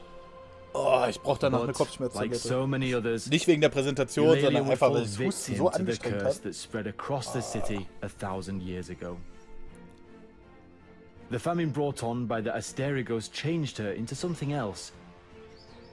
She turned to an evil cult, the Ethras, and dedicated herself to it, becoming a symbol by using her reputation and voice to lure more people to join the cult. Oh, die Animationen sind aber schön. Sicher, wegen dem Husten. Ja. The encounter starts with Eulalia flying around the top of the seats while sending attacks like voice shock blasts, feather blades, and cyclones. Occasionally, she'll descend to the ground to fight Hilda. Ich hoffe, es gibt eine kleine Pause zwischen even den more beiden dangerous Shows. claw and wing strikes. After some back and forth fights, Eulalia would fly to the sky and use her voice and feather blades to attack Hilda again. And this time, she even calls upon several harpy minions to assist her. During this phase, Hilda must fight the minions while watching Ich out hab hier for kalte Eulalia's Getränke. deadly attacks from above. Bei mir hilft das nicht so schnell. Once Leider. Hilda has dealt with the minions, Eulalia will land again, and this time with despair, as she will cause feather storms to swoop around the amphitheater. This is when the battle culminates. The feather storms will continually fire sharp blades as Hilda cautiously counters Eulalia's onslaught in close combat. In the end, only the strongest will survive.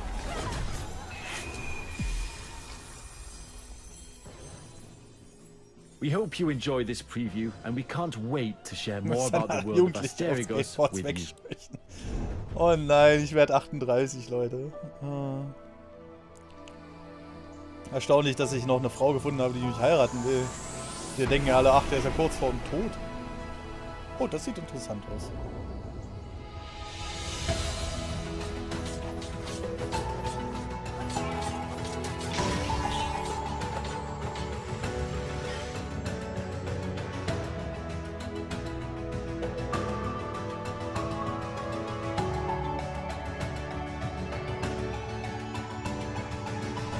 Als Mittelalter, ich glaube schon, ne?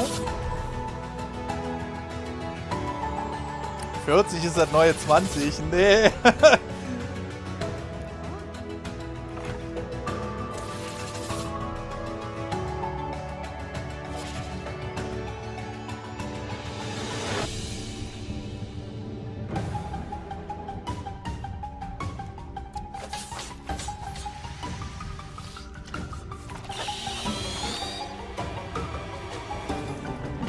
Ja, was ist das? 38 wird es 40 dieses Jahr.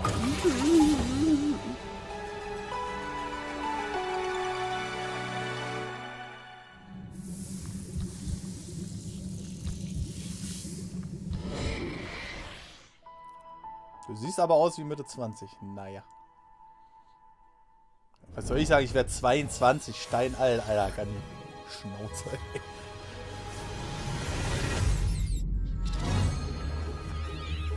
Ach, das ist doch das Game, was sie jetzt finanziert bekommen haben, oder? Dieses Harry Potter-like.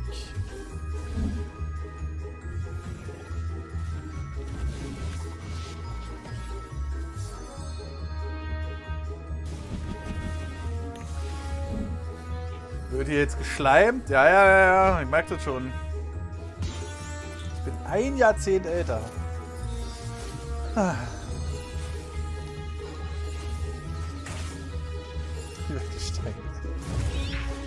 Aber die 20-Jährigen, die ja sagen, ich bin so alt. Oh.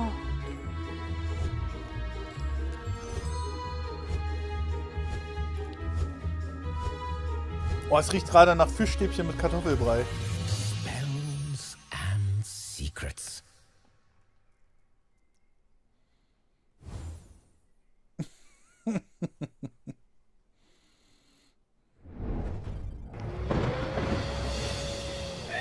Die Haar-OP hat einen richtigen Teil dazu beigetragen. Da mache ich auch kein Hehl draus, ey. Auf jeden Fall. Und das Nicht-Rauchen und Nicht-Trinken wahrscheinlich auch, aber hauptsächlich die Haar-OP. Die jungen Hüpfer, ja.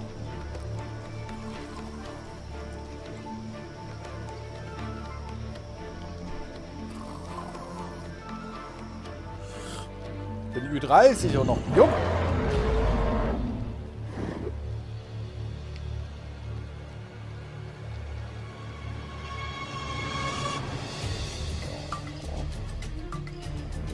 Oh Leute, ich hol mir jetzt Kopfschmerztabletten. Fight Throwing Bosses. Es tut mir leid, aber ich muss jetzt Kopfschmerztabletten holen. Das ist jetzt auch gerade so ein Trailer, der mich gerade ein bisschen...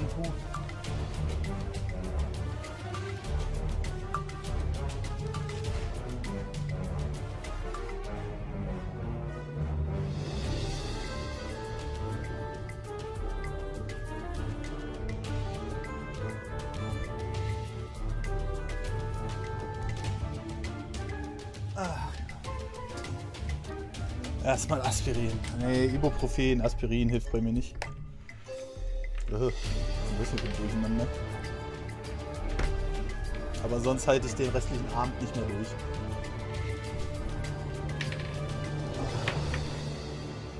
Alter, Stray wird richtig geil, glaube ich. Dein Future Game Show Stream ist für 22 Uhr geplant statt 21? Oh, danke für den Hinweis. Danke für den Hinweis. Ich ziehe mir mal meine alte Mannbrille auf, dann werden die Augen auch ein bisschen... Eigentlich haben wir ja dieses Jahr noch einen langen diesen Monat noch einen langen 24-Stunden-Stream auf Twitch vor. Aber momentan fühle ich mich gesundheitlich nicht so. Weiß nicht, ob das... Free and befriend all kinds of animals. Dann werde ich das gleich mal korrigieren. And use their talents to make new discoveries. Battle enemies. Or just hang out. Build your home. Decorate it however you like. And help develop your hamlet. Oh, die haben sich einen professionellen Sprecher gegönnt. Grow all kinds of crops on your farm. And craft everything you need to thwart greedy pirates, repel monsters, and uncover mysteries. In time, you can explore and restore peace to Ikone Island. A new Earthlock adventure is about to begin. Ikone Island. Coming soon on Steam. Lol, steht echt 22 Uhr da. Ups. Danke für die Hinweise, Leute. Dankeschön.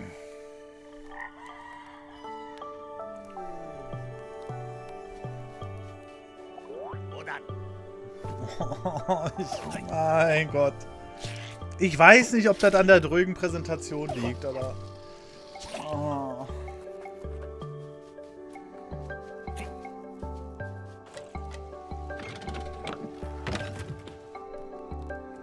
Mit Brille sieht er 5 Jahre älter. Ich muss gerade mal die Augen ein bisschen schonen. Und ich mache auch mal... Ich dimme mal ein bisschen das Licht runter. Und ich habe Hunger. Brille steht hier. Danke. Ich werde langsam auch müde. Es ist wirklich anstrengend gerade.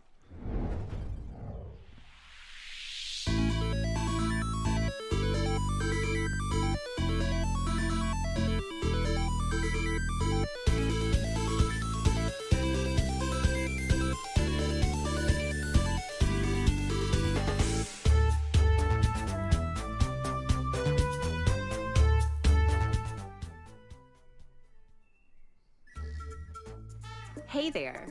Don't you love a fun, upbeat platformer?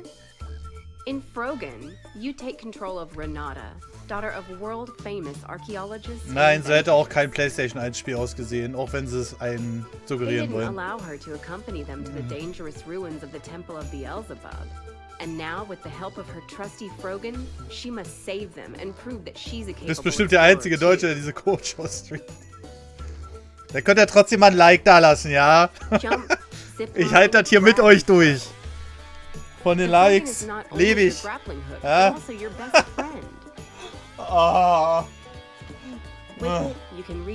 Die Likes geben mir Sauerstoff. Ah, Dankeschön. Jetzt lebe ich wieder kurz. Ah.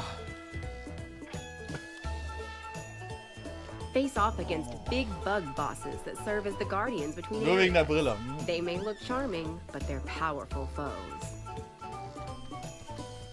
Oh Gott. Erledigt, Dankeschön. Ach Gott.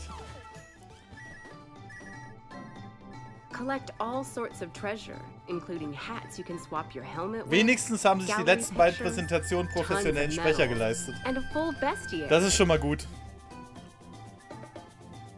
Fenster öffnen habe ich schon. Ist schon Durchzug die ganze Zeit. Be on the lookout for Jake. He's a young treasure hunter who'll stop at nothing to get to the treasure before Renata. Whenever you find him, the race is on. Das sieht wenigstens ganz ansprechend Look aus, around finde for ich. hidden treasure and alternate paths because every level is full of Hab ganze surprises zweimal auf about den your Like-Button objectives. gedrückt. Ey! Dann werden die Likes wieder abgezogen. From lush jungles to stinky swamps, snowy mountaintops and lava-filled shrines, Professionell, the das very sieht ruins halt- ensure you'll need to be prepared for anything. But above all else, Ah. be prepared for lots of fun in Frogen. Frogen.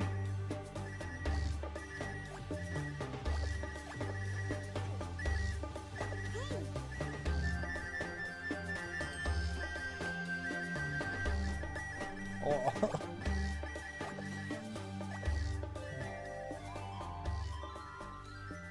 Nee, Likes und Dislikes I am helfen loving beide. all of the frog games hopping around. Frog Gun and A Time on Frog Island. Animal. Oh my god. Ridiculous and amazing premises. Ich glaube, ihre Zähne Yeah, werden bald Spells trocken. and Secrets will definitely have me showing off my magic touch. But Tora, so many solid titles. Okay, kids, it's GC3 key time. Yeah! Here's the QR code. Take a snapshot of it for some Komm schon. awesome games from developers Gimme. and publishers representing the GC Guerrilla Collective. Ey, There's a limited mach auf. time. There's a limited keys. We're going to be popping these up. Okay. Get it. That's enough. Okay. Y'all got your keys. Boom. Up next, we're going to put on our creative The caps QR and get code back to campaign has strategy, reached the show scan off some limit. games that are focused on world building, narrative construction, and tending to your magnificent gardens. Let's hop right in and go. Well, let's go. Tragically, the human civilization. Aber wenigstens gegen die Webseite. But who said that the post-apocalypse has got to be all dire? In I Am Future, you find yourself on the roof in a sunken and overgrown city once called Cosmopolis, where nature Wer weiß, wie viele reigns Keys die now. da vergeben? 3? Oder so? Gather food to cook various delicious dishes. Build yourself a base that would work seamlessly. Disassemble the old house appliances to create new stuff out of old parts. Sah wirklich nach Mobile Game aus. Explore Cosmopolis to find useful resources and new friends. Ja, Max I Payne did not dauert noch. expect to see a talking fridge there. Oh well. Get away and start your Aber das life sieht fresh zumindest in hübsch aus. I Am Future. Coming to Steam in 2022. Wishlist now. Jetzt kommen die ganzen Trailer mit professionellen Sprechern. Welcome to Flat-Eye, a premier fuel station and technological hub. As the manager of Flat-Eye, we're entrusting you to provide unparalleled customer service. Let's explore the various modules you'll be tasked with to outfit your station. You'll be able to unlock the new technologies through the profits you earn with excellent customer service. So be attentive. At the start, your module list will be limited, but each new unit placed opens up new menus of possibilities. Take this toilet module you've installed. Thanks to your diligent work stocking shelves and promptly dealing with customer purchases, you now have enough to upgrade it to a smart toilet. We can tell so much by analyzing whatever's going down the drain. With this data, we can now safely open a doctor booth to provide sound medical advice to patrons so they can have their illnesses diagnosed and treated with further iLife branded medical modules. In essence, you have the most important job in the world. Flat-Eye, making decisions Das for ist the aber benefit cool. of everyone. Aber kein Release. Aber dieses Jahr noch, okay. Das sah jetzt aber cool aus, fand ich.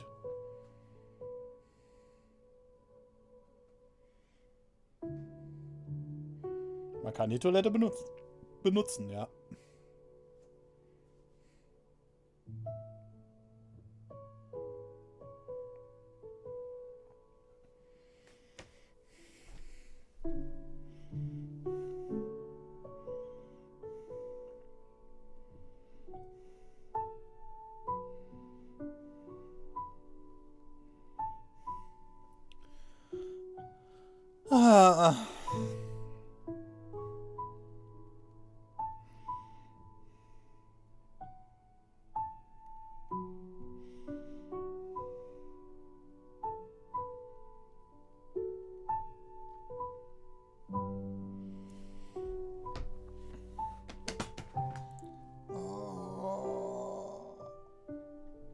Wobei, das ist eigentlich ganz nice für zwischendurch.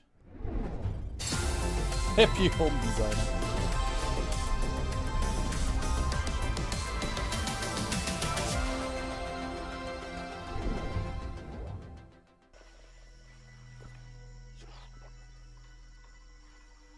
Kommt jetzt ein Nachfolger zu Loop Hero oder was?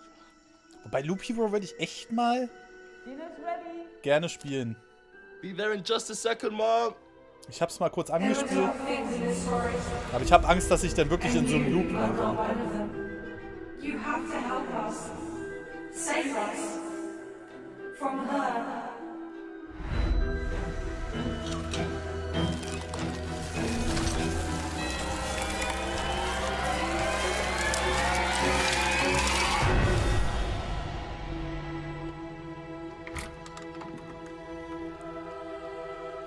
Honey?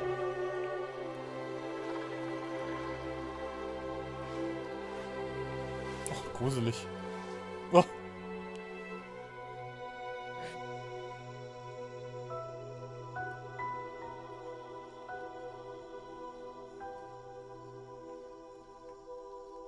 Rich Strandings.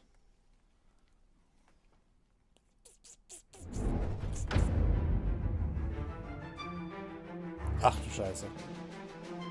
Alter! Pokémon in klassisch mit,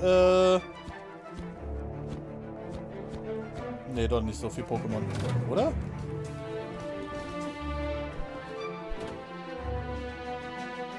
Wunderbares Game.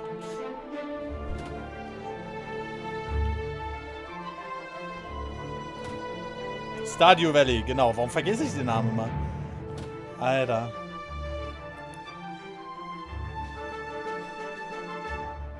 Ja, weil die Pokémon-Klone mittlerweile mehr Ideen reinbringen als die Hauptserie.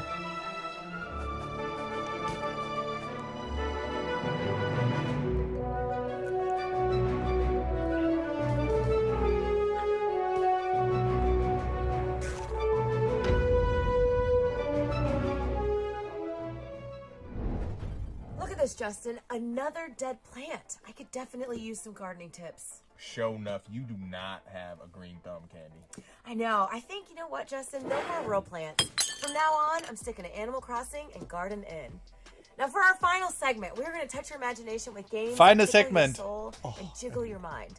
Let's hop into some games that bring a sense of awe. Wann beginnt die Wholesome Show? Jiggle your mind, though. Jiggle your mind. Well, let's get to jiggling. Kommt bestimmt noch dann.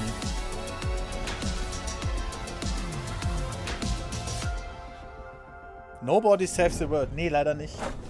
Aber es sah interessant aus. 18:30 Uhr direkt. Ah, ich dachte, wir haben eine kurze Pause. It was a hot, sunny day.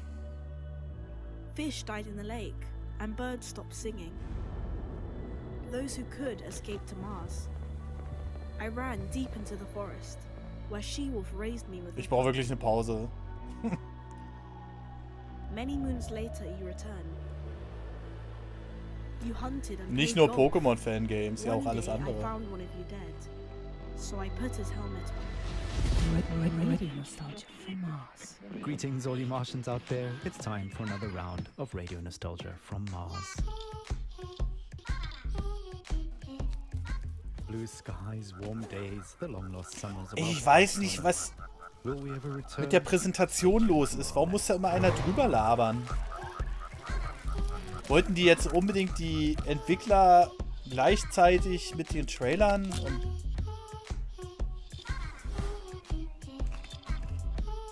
ich weiß nicht, ey.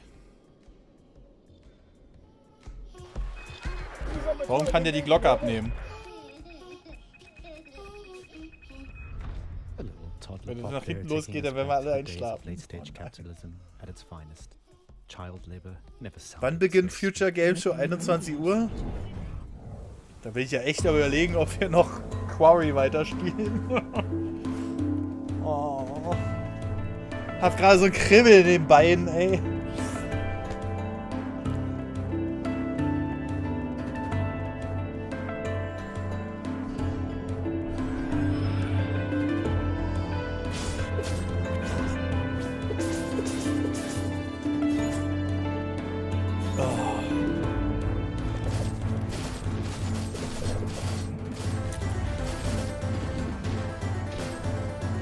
Ein dreifacher Espresso. Ich habe hier so einen Cold Brew Coffee.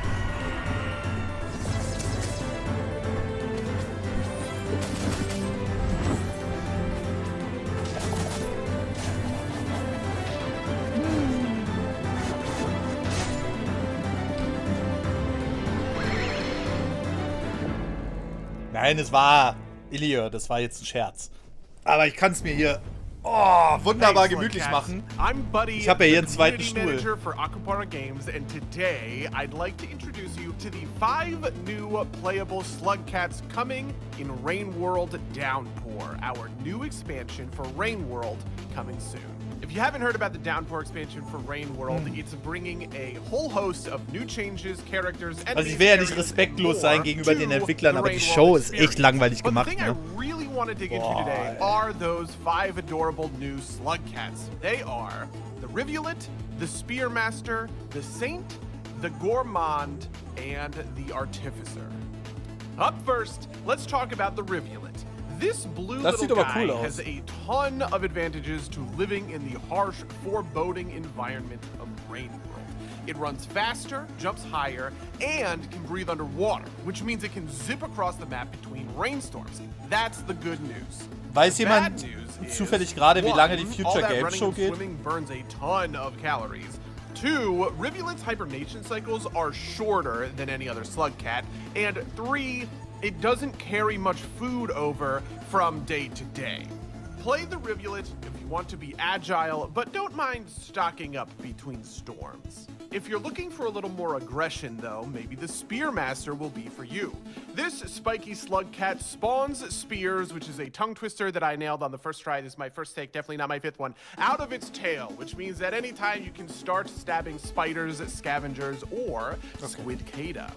The Spearmaster drains 1 food for every spear it lands on a target, which means it isn't all that interesting. Und in the dango der Entwickler ist auch motiviert. That other slug cats will need to sustain themselves. If you want to survive as Spearmaster, you better be out for blood.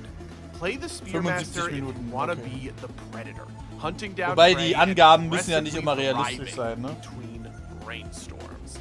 But maybe you want the opposite of that aggressive playstyle.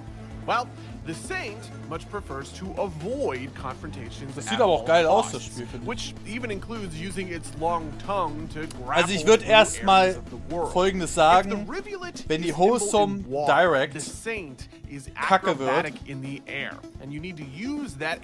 spielen wir The Quarry oder irgendwas anderes. Wenn die genauso anfängt wie die Show, Alter, dann machen wir was anderes. Oder suchen uns irgendein Indie-Game raus oder so. Auf dem Xbox Game Pass oder so. Aber... Okay, there's so much more I want to talk about, but I only have like 30 seconds left. There's 2 more slippery slug cats coming in Rain World Downpour, and I swear to God, one of them is the cutest thing you have seen in your life. You know, the other is just kind of cute. Honestly, I'm just saying that to be nice. He's pretty messed up looking. You can go watch an extended cut of this video featuring them right now on YouTube or the Rain World Steam page. Otherwise, I hope you have a great time. Nobody Saves the World auf dem Game Pass. Ich bin für The Quarry. The Quarry ist von... Das ist geil, das Spiel. Gibt's da ein Update für jetzt? Alter, das spiele ich gerade auf dem Game Pass. Das ist Atmosphäre pur. Das Ding ist so geil, ey. Metal Hellsinger. Ja, das hat ja gestern gereicht.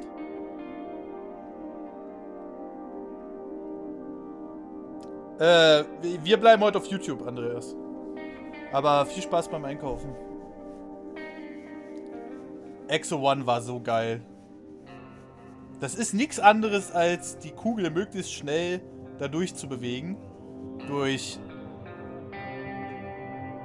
Physik, sag ich mal. Aber es hat so viel Atmosphäre, das Game. Das ist echt geil. Das macht mir Spaß. Exo One, richtig geil.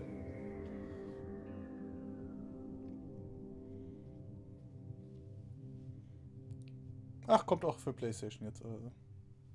Omno, auch ein schönes Spiel. Ja, wir können ja mal auf der Xbox gucken. Also, Wholesome müssen wir mal gucken.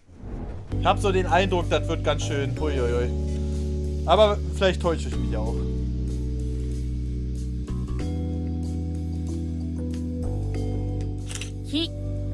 The Quarry ist Weiß nicht, ob dir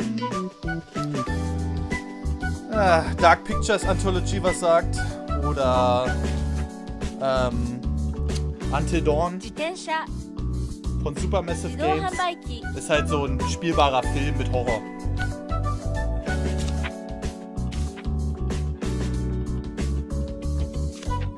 Moin, hab ich was verpasst? Nee. Ah.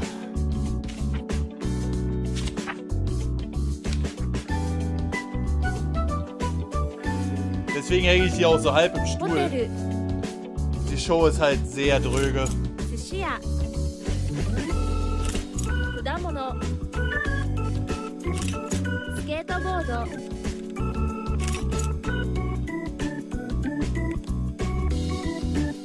Ja, aber das wurde schon in so vielen anderen Shows jetzt gezeigt, Johnny Walker. Candy, my soul is genuinely tickled right now. Those games were so wonderful. So many amazing games today. It was really incredible. Over 60 games. Das ist immer das Problem. Du bist Moderator. Du wirst dafür bezahlt. Also erzähl was Gutes. Astro Gaming, Tencent, our fellow devs and publishers, 11-bit, Akupara, All In Games, Assemble Entertainment, Aurora Punks, Freedom, Graffiti, Gravity Games Arise, HeroCraft, Modern Wolf, Raw Fury, Tiny Build, and Wired Productions. Also, we cannot forget our broadcasting partners, Twitch, GameSpot, Valve, and IGN for their support. Much gratitude. You guys, a final reminder to be sure to check out the Guerrilla Collective event page on Steam. Definitely check out those games, wishlist the games, and support them on every platform. Huge shout out and thanks to Wilmer Sound. We are here in Berkeley, California in the awesome studio. And the scrappy, illustrious mix team as well as AV Society. Be sure to tune in on Monday at 1 p.m. Pacific and 4 p.m. Eastern, where the Guerrilla Collective gaming greatness will continue with GC 3.5. Also, you can follow the Guerrilla Collective on Twitter at Guerrilla Collect and everywhere else at Guerrilla Collective, as well as the Mix at Indie Exchange on Twitter and at Media Indie Exchange everywhere else. Once again, I am your host. Du bist Moderator, sag einfach exciting und amazing. Merkt ihr den 13. Thank you again, Nein. Justin. Today was so amazing. I really appreciate you having me here. I just So always amazing. have so much fun with you guys. And with that, we are signing off and passing it off to Jenny Wyndham, aka Kim Chica, to jump into the warm and full-hearted world of wholesome games with wholesome direct. So, wir werden uns jetzt den Anfang geben. Und ich glaube, wir spinnen einfach Quarry Hey weiter. everyone, and thank you so much, Candy. A huge Alter. congratulations to all of the developers and to the Guerrilla Collective team for an incredible Aber way to sie hat ein jumpstart vernünftiges today's Mikrofon. festivities. My name is Jenny Wyndham. I'm with the Wholesome Games organizing team, and I'm excited to let you know that the fun does not stop here. We are going to be coming right up next The fun. with this year's Wholesome Direct Sie hat Showcase, gesagt, the fun. an event highlighting titles that are uplifting. Ich will nicht cozy zu sehr and zynisch werden, aber So grab a uiuiui. snack, go take a quick stretch break, and make sure you stick around because we have lots of games to show you, and they're coming right up.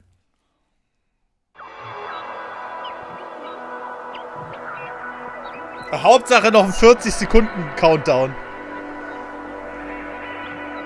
Turtles Collection, Revenge, Last of Us. Ja. Last of Us freue ich mich auch richtig drauf. Das nochmal in moderner Grafik spielen, habe ich Bock drauf.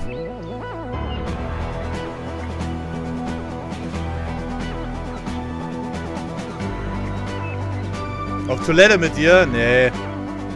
Wenn das jetzt so weitergeht, dann gehe ich einfach auf Toilette und wir spielen Quarry weiter. Ah.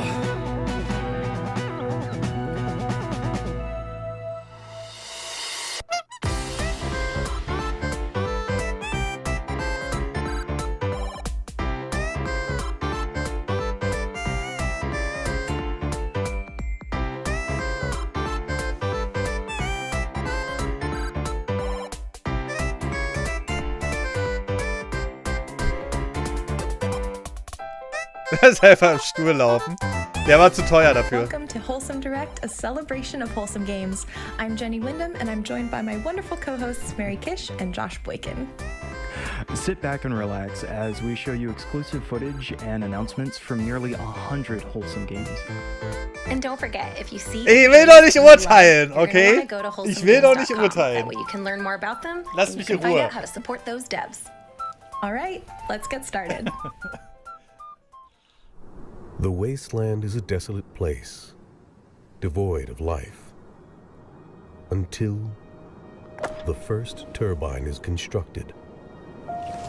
Rivers flow once more, and nature's heart. Oh, das finde ich aber schon wieder nice. Then it's time to recycle and move on. Das sieht aber schon wieder nice aus, finde ich. Life thrives anew. Parrots Da gibt's eine Demo? flit beneath the verdant canopy, Geil. while fish frolic in the abundant coral reefs. A paradise of biodiversity. Even in the most inhospitable of places, life finds a way.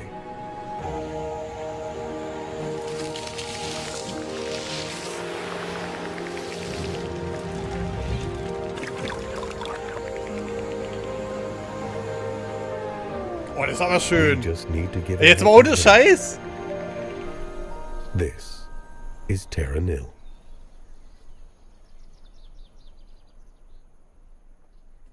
Terra Nil.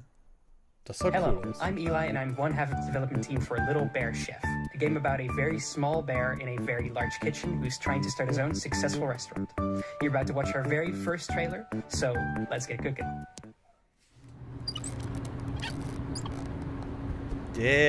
Also sag mal.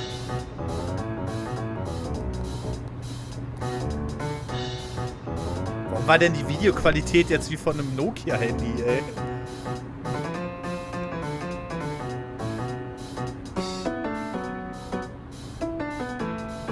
Ja, oder? SimCity für Arme? Nee. Also SimCity hat mit dem 2013er Release ja alles kaputt gemacht. Alter. Alter.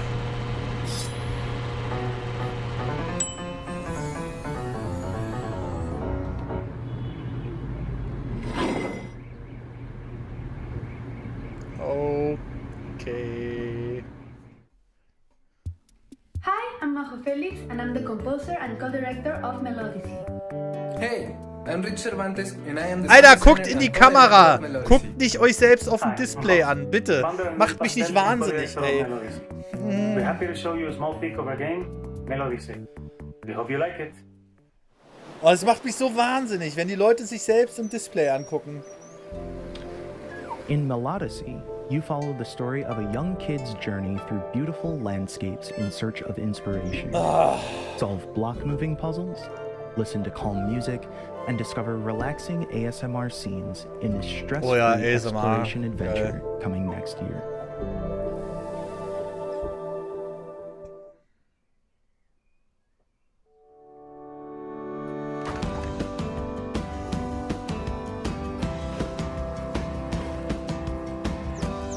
Jack wants to return nature to its former glory with the help of his trusty axe and his animal friends.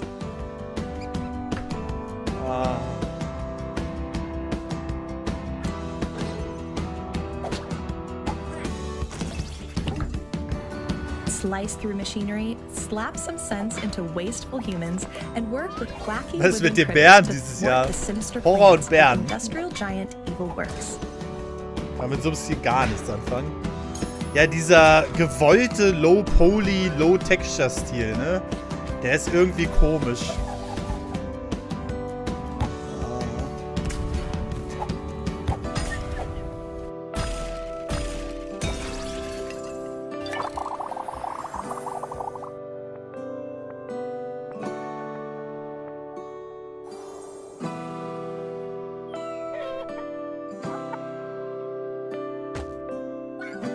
Als wenn der jetzt den Depp gemacht hat.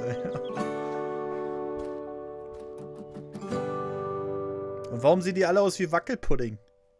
Hey, out now.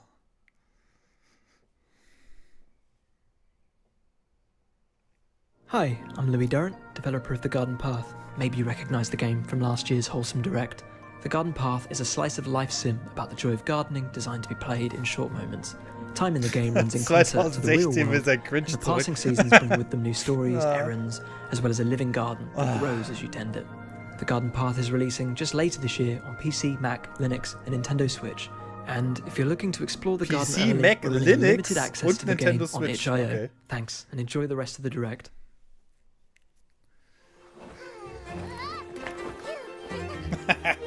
This is Mika and the Witch's Mountain, a relaxing experience where you're an aspiring witch. Help the townspeople by carrying their packages and discover hidden secrets while soaring freely on your magic broom. You'll be enchanted by stories from the locals and the colorful art style. Time here has a way of flying by. Das sieht gar nicht mal so scheiße aus, muss ich mal ehrlich sagen. Aber es ist halt so, ja, dann begegnest du den Leuten und so und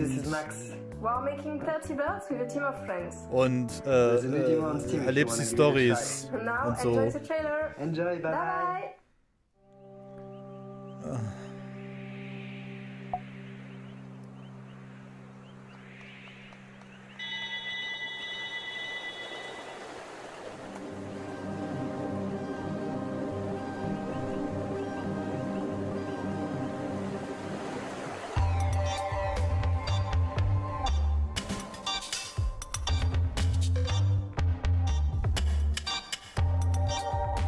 Warum läuft er rückwärts mit dem Bein?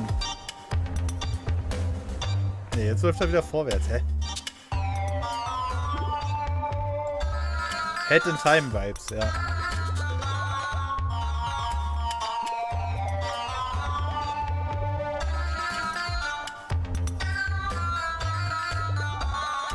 Alter, Indie hin oder her, ne? Aber manche denken sich so,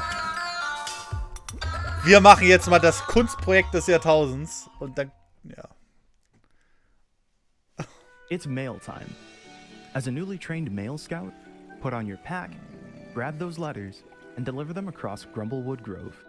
Since its appearance in last year's Wholesome Snack, Mail Time has had a successful Kickstarter, confirmed Du bist der einzige Grund, warum ich noch da bin. Oh nein. New area here for the first time.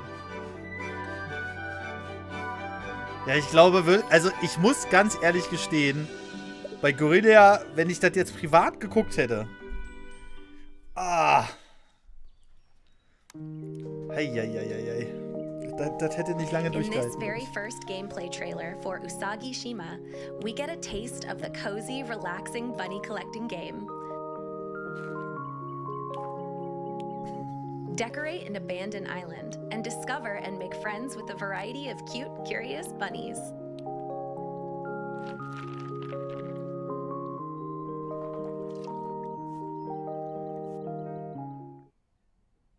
We're just getting started, but I'd like to take a moment to mention our Die collaboration with the ganzen Galaxy Dinger, die Fund. werden niemals physisch rauskommen. Außer eins ist mega erfolgreich und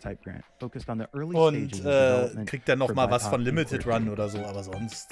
Each creator is free to use the funds however they want, like staffing, hardware, coaching, legal fees, childcare. Das ist or gut, therapy. die.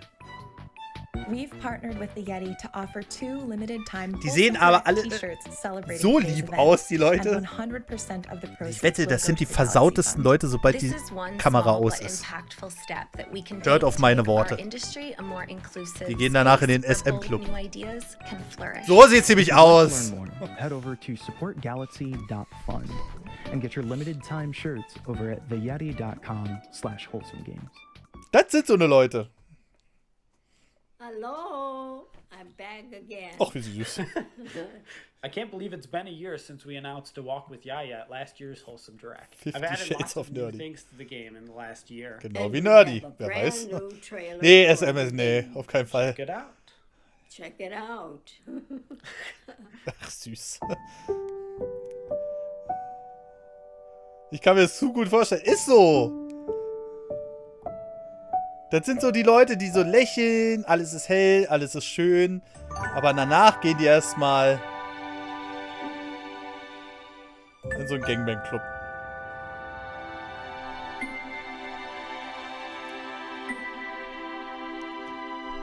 So eine Leute sind das.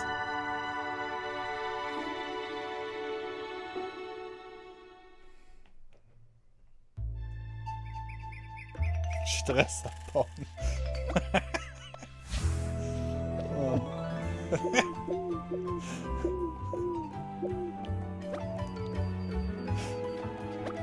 Ja, ist so. Es ist wirklich so. Das ist kein Scherz, Leute. Das sind so eine Leute. Und ist auch okay. Also, das verurteile ich nicht, aber stille Wasser sind tief. Das sagt man nicht umsonst.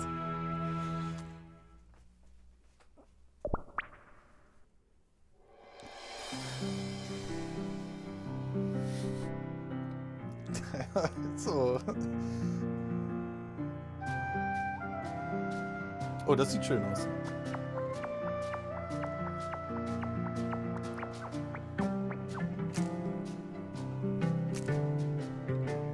Ist das etwa Animal Crossing-like?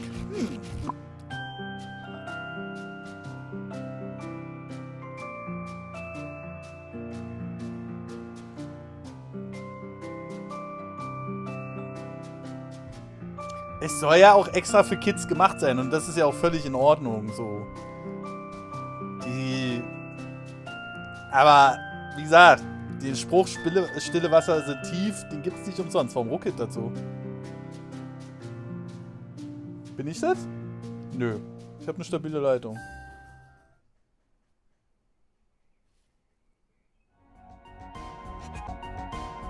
Freeride is an RPG that's ja, der Sound läuft nochmal weiter, lol.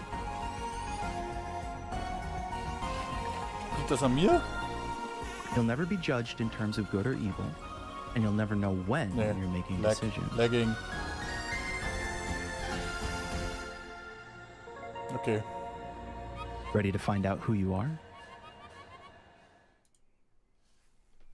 Hello everyone, I'm Baptiste, one of the co-authors of How to Say Goodbye. Warum haben denn IGN und GameSpot immer so eine Scheiß-Streams, ey? Oh Mann. She's one of the many ghosts who will help move forward in the afterlife.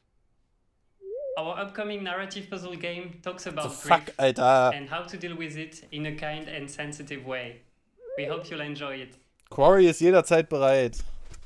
Ich bin halt auch hart am Überlegen. Warum so viele Tabs offen? Hab ich? Hä? Das sind 5 Tabs oder so. Achso, weil ich gerade noch die Podcast-Episode vorhin hochgeladen habe.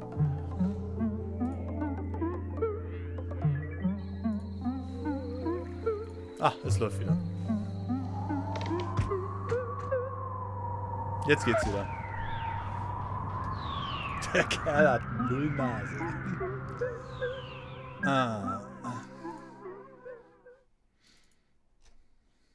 You may remember this game from the first ever Wholesome Direct back in 2020. Calico is a silly and sweet day-in-the-life community sim. The new Possum update adds a new and improved cooking game with all sorts of mini-games for the different recipes.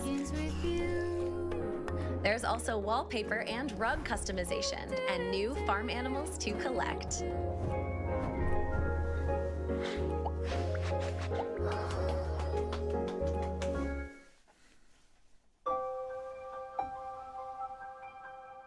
Jetzt ärgert ihr euch das Zeug. Dabei will man das meiste gar nicht sehen. Be right back. Once upon a time, there was a small animal village where everyone lived in peace and harmony. Until the king suddenly disappeared. Oh nein. Now it's up to you to help Peep and his friends find Sir Barrington.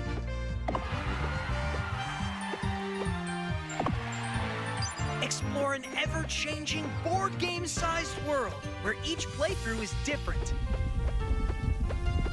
Use your abilities strategically to outplay and defeat foes. Meet cute characters and relax with your friends at the campfire.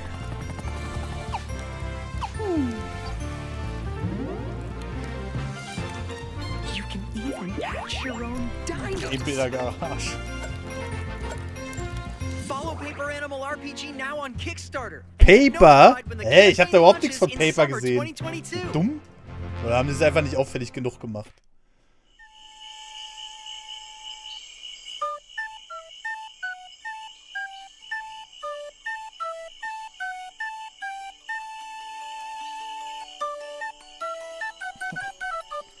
Mann.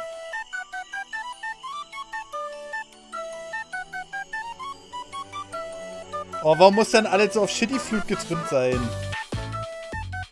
To be continued. Ja, da sind wir ja gespannt. Fall of Porcupine is a unique story adventure about an unhealthy healthcare system. Not only is there a lot to discover in the old hospital, but also in the small town itself.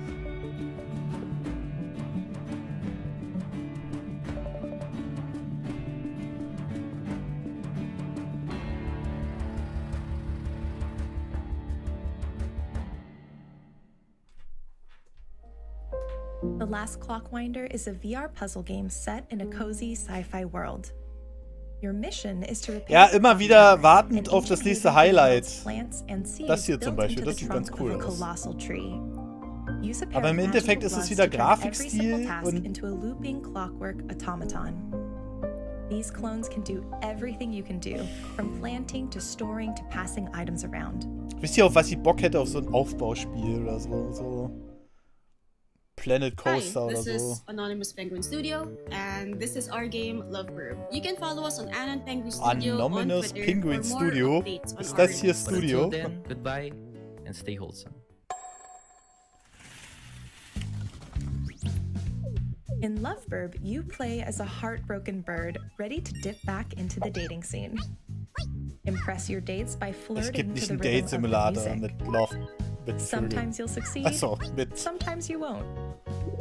Sometimes it gets a little awkward. Your goal Also, is to find your Vögel, one true love, nicht so Vögel. keep swiping. Dass es ein Dating-Simulator mit Vögeln gibt. Welcome to the world of Spirit Swap, lo-fi beats to match 3-2, a joyful queer game about friends, thirst, and figuring out why so many spirits keep popping up in your town. Oh, man gräbt aber auch It's an ganz action tief puzzle gerade, game with ne? a Um focus on irgendwas lovable characters.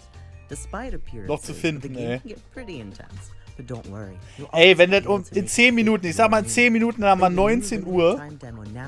Wenn das bis dahin nicht art, music, and story besser ist, dann. and get ready to enjoy the full game in 2023. Thanks for watching.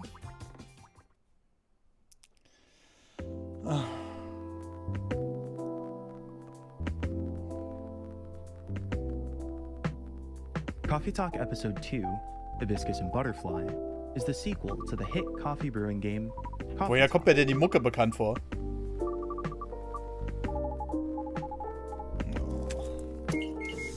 Episode 2 will have new characters, new features, and new drinks to serve to your favorite patrons.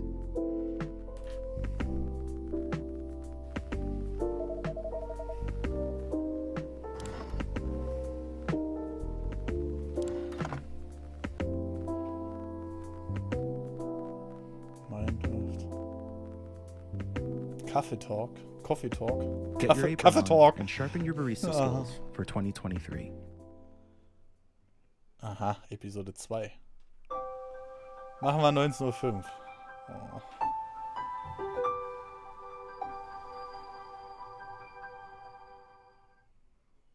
Hello and welcome to the musical world of Odada. Let me introduce you to Mach doch nicht so our was! protagonists. Blue House, Red House, and Yellow House. You can place them wherever you like. Or even on top of each other.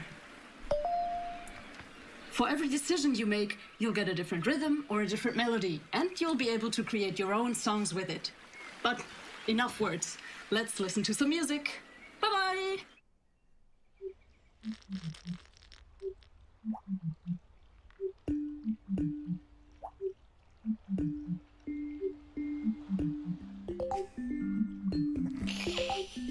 Macht euch nicht so darüber lustig, ihr hört euch genauso an, wenn ihr Englisch sprecht. Okay, das sieht aber interessant aus.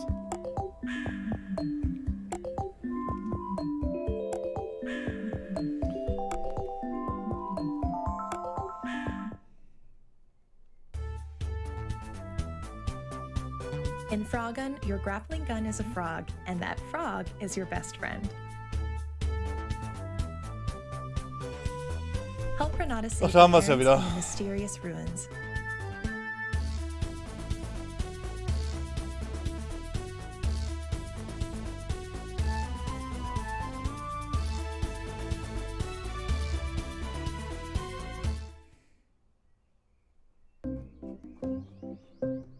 Ja, aber nicht jeder guckt ja die Show davor und ich kann auch verstehen, warum. Aha. Es ist gerade momentan... Build a garden, grow plants for your potions and spells, and forge friendships with the townsfolk in garden witch life.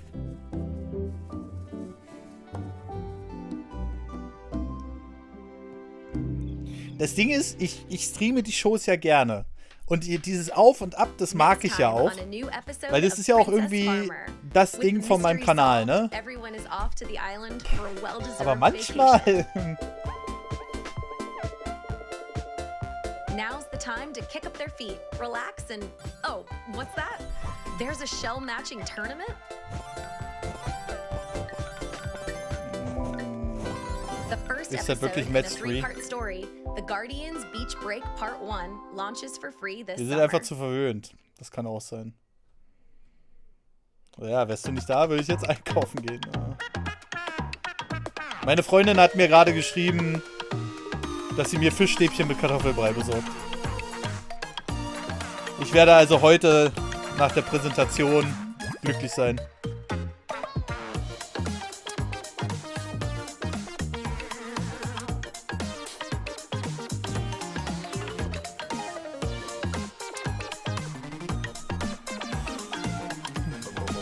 Das stimmt.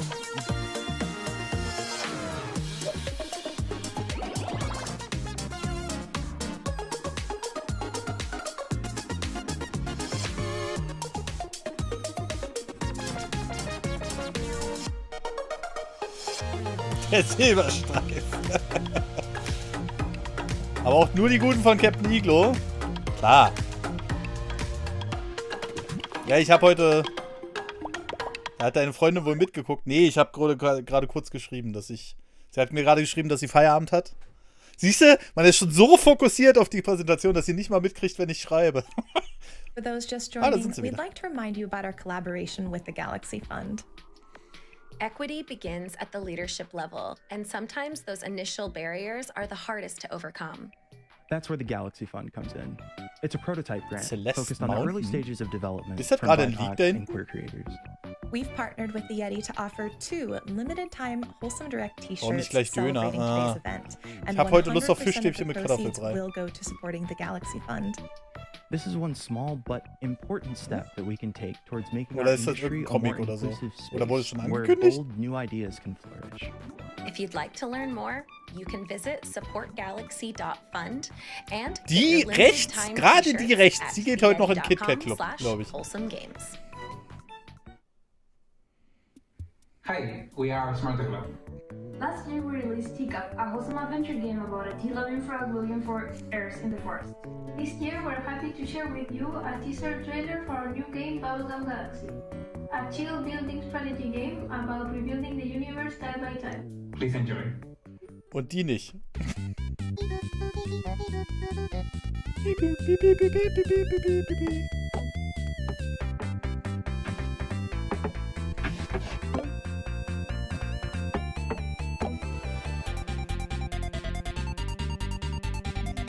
Das ist zu viel gewollte Pixeloptik. So sah kein Pixelspiel damals aus.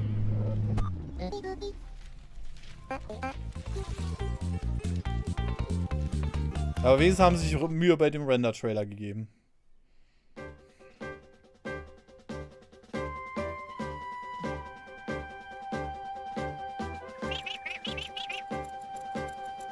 Alter, Johnny Walker. Hello everyone, Here Comes Nico will be getting free DLC as part of the next update. It'll be coming to both PC and Nintendo Switch. We hope you look forward to exploring Gary's garden soon. Bye bye.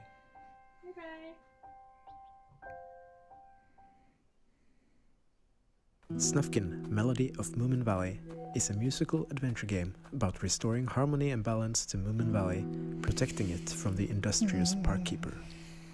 Moomin was created by Tove Jansson in the 1940s and started out as a series of books and comics. The stories are about an adventurous family of Moomin trolls living in a lovely house with many interesting friends. Tove Jansson was not only a great writer, but also an amazing illustrator and artist. We want the game to look and feel like something Tove herself could have envisioned. Snufkin is our favorite character. He's a vagabond who's deeply connected with nature. Klingt, als wenn die gleich Drogen verkaufen wollen, ey. But is also very fond of his best friend, Moomin. It's a cozy adventure with story, music, and melancholic atmosphere as some of its most important ingredients, and a tiny bit of mischief. The game is set to release on PC and console in 2023, and you can wishlist it on Steam right now.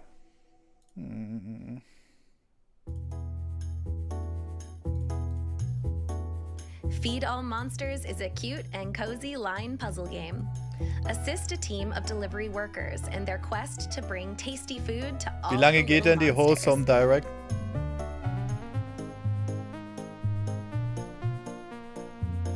Find the optimal path for each worker in order Ey, to für get Kinder all sind das monsters super Spiele. So, also, würde ich jetzt in der Elternrolle denken müssen, dann sind die top, die Dinger. Aber es ist halt, die Präsentation an sich ist halt mega dröge.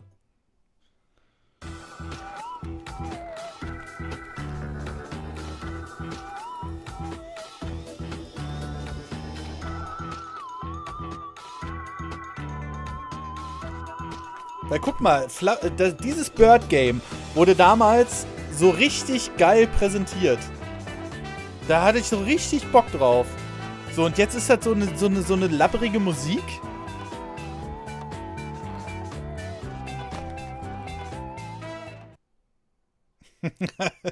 Among Us.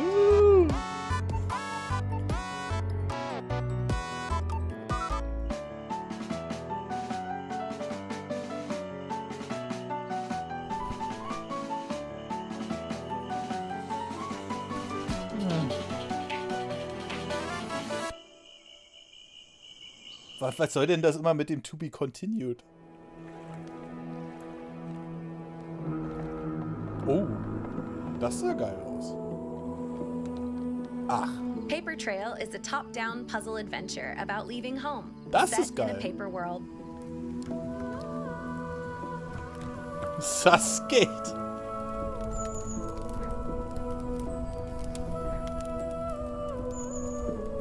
You must fold and tear your way through a diverse, populated paper world. Das ist geil. Das sticht so richtig aus dem Ganzen jetzt hervor.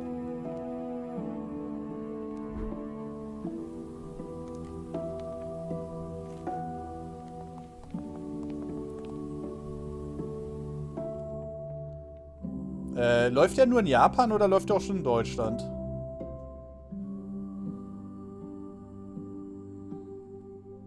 Das ist cool. Das war jetzt wirklich das erste Spiel, wo ich gesagt habe, Solitaire is a relaxed, roguelike story game in which you can catch a glimpse of the future via Solitaire. Warum hat der Hörner?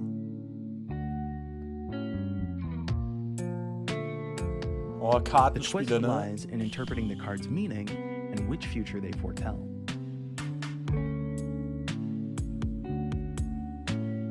In Deutschland wohl im August. Okay. Dann habe ich ja noch ein bisschen Zeit. Ich will den unbedingt im Kino auf Deutsch sehen. Ich hoffe...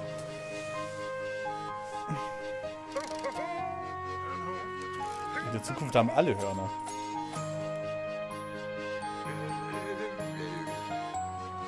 Oh, das erinnert mich an Little Big Adventure irgendwie, der Grafikstil.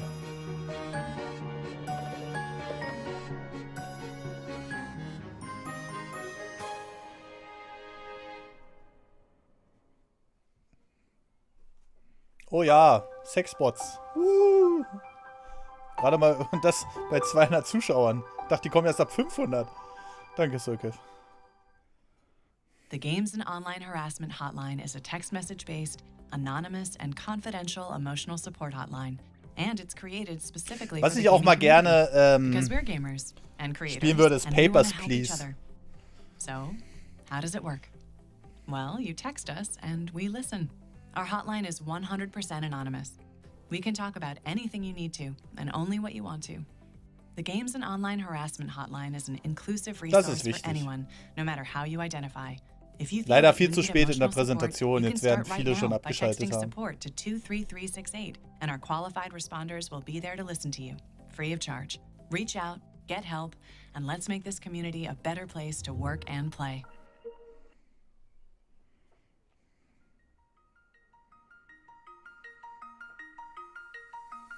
Oh. Oh, das ist aber schön gemacht.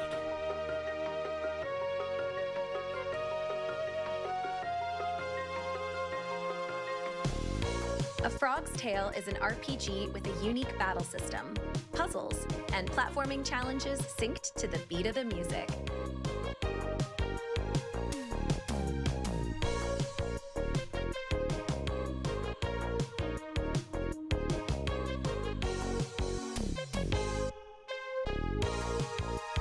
Horror, Bären und Frösche dieses Jahr.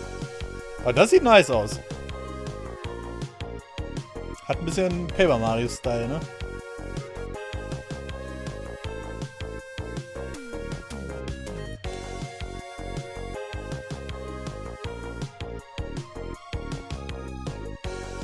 Explore vivid locations. Meet a cast of unforgettable animal characters. Leute, And egal was hier heute the kommt, secrets of the frog goddess Anura in this emotional journey.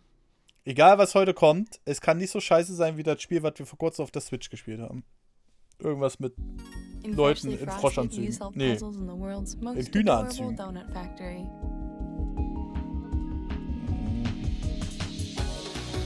Place conveyor belts to guide these delicious donuts to their destinations.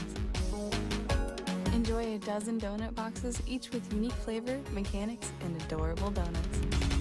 Naja, es ist halt noch im Kickstarter, ne?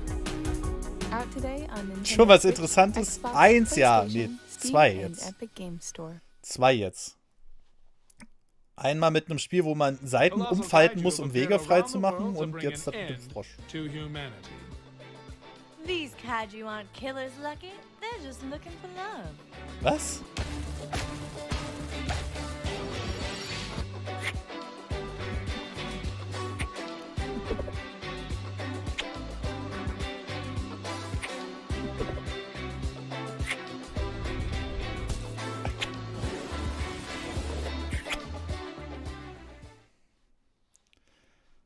Ich weiß nicht.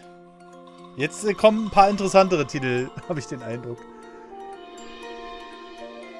Connect with nature in this adorable Aber es ist halt immer so ein kleiner Streif am Horizont. Pokémon, die rummachen, geil. Live in harmony with nature while learning real-life plant and mushroom identification.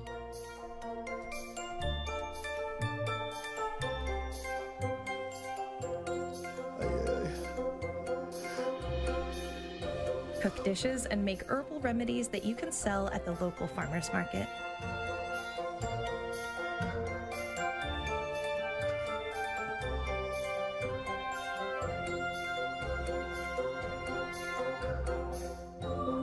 Customize your character and decorate your home while making cute decorations and upcycling furniture.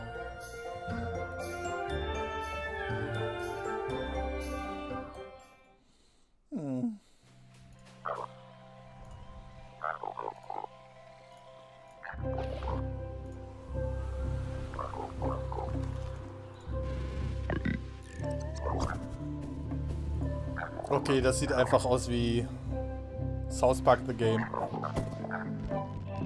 Xbox und Nintendo Switch. Und warum ist hier schon wieder ein Frosch?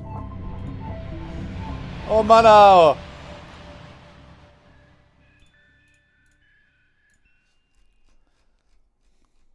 Dieses Jahr haben wir Bären und Frösche. Und dazwischen noch ein bisschen irgendwas. Gaucho in the Grassland highlights the rural life of the Gaucho Pampas and their mysticisms. Return to the land of your childhood, rebuild your family's ranch with your friends, Cusco and Alazo, and experience adventures in this fantastic universe of Gaucho culture.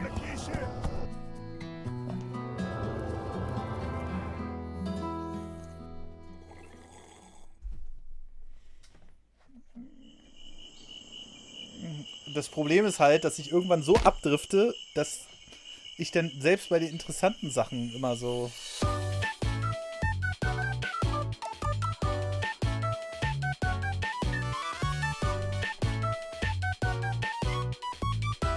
Ja, wir sind auch schon kräftig gedroppt. 100 Leute weniger schauen zu. Also, das ist wirklich der harte Kern jetzt hier.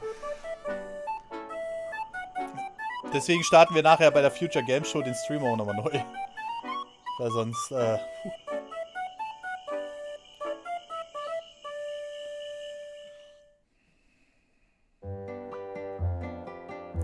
Ja, es ist halt auch alles sehr seicht gemacht, ne?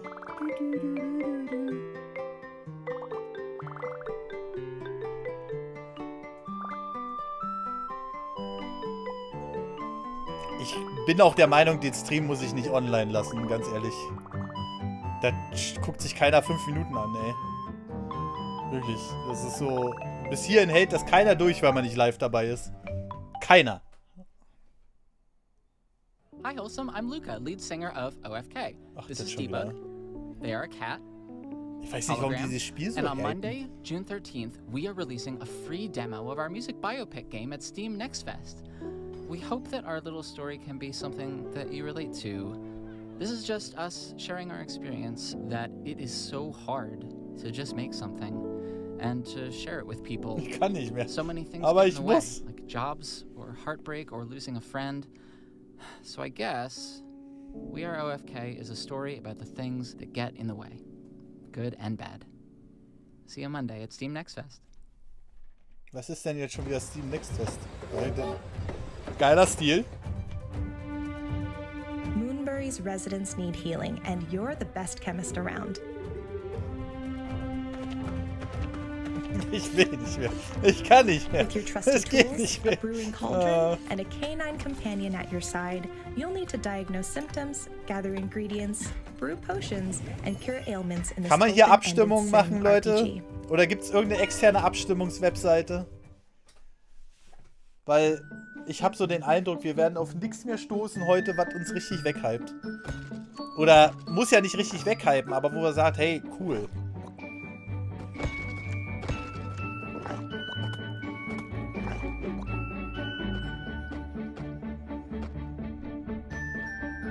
Wobei ich sagen muss, ey, ich meckere die ganze Zeit nur rum, Timmy, Alter.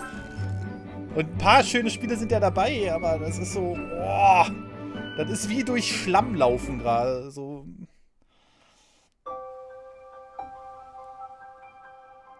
Alter.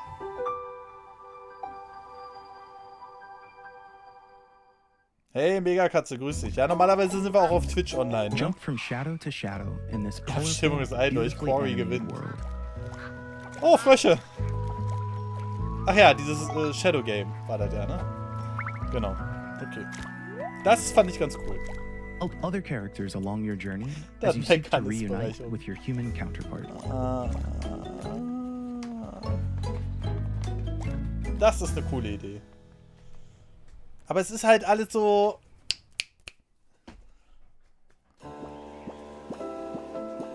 Ich hab's vergessen, bevor ich es realisiert habe. Wisst ihr, was ich meine? Und das ist kein gutes Zeichen. Oh. Hey, Animal Crossing!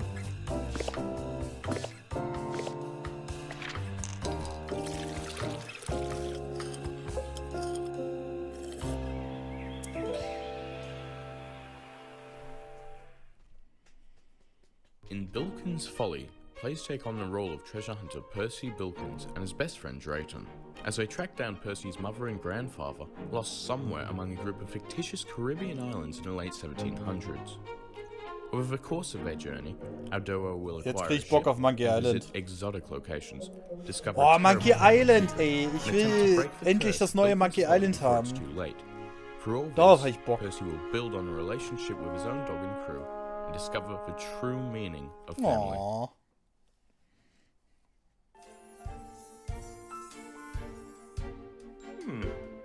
Frösche.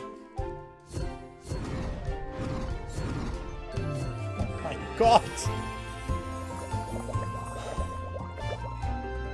Man kann doch hier Abstimmung machen. Kann man das hier? Ah ja, stimmt. Ich bin ja dumm. Umfrage erstellen. Wie soll es weitergehen? Ja, nein. E3. The Quarry. PS5. Frag deine Community. Fill the world with blocks. Umfrage läuft, ich weiß nur nicht And wo. don't forget to clean up the mess. Da.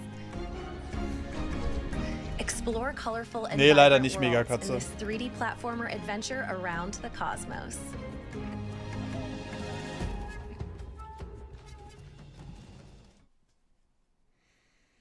One last time, we'd like to talk about our collaboration with the Galaxy Fund. The Galaxy Fund is a prototype grant focused on the earliest stages of game development from BIPOC and queer creators. We've partnered with the Yeti Okay, to offer bis two jetzt sind limited time 69% für die Wholesome E3. T-shirts celebrating today's event, and 100% Also of ziemlich the eindeutig. proceeds go to Dann machen wir supporting weiter. the Galaxy Fund. This is one small but impactful Aber es ist halt step that we gerade. can take Oh, ja, towards ja. making our industry a more inclusive place Locky, where bold grüß new dich. ideas can flourish. If you'd like to learn more, you can visit supportgalaxy.fund and get your limited time shirts at theyeti.com/. Wir wollen dich doch nur leiden sehen. Ja, bei Quarry würde ich auch leiden.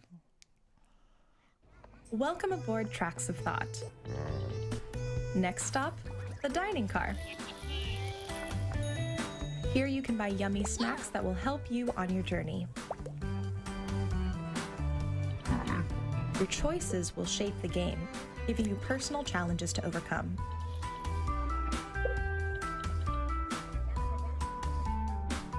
Es sind ja auch Embrace Games yourself.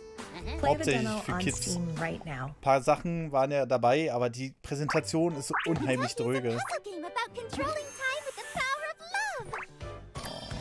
Hi, I'm I, and I'm on a quest through school to find the boy I love. But whenever I think about him, it feels like time slows down all around me. I'll have to toy with time, solve puzzles, and progress through school so I can finally confess my feelings. Every door is a chance to find my darling or make new friends.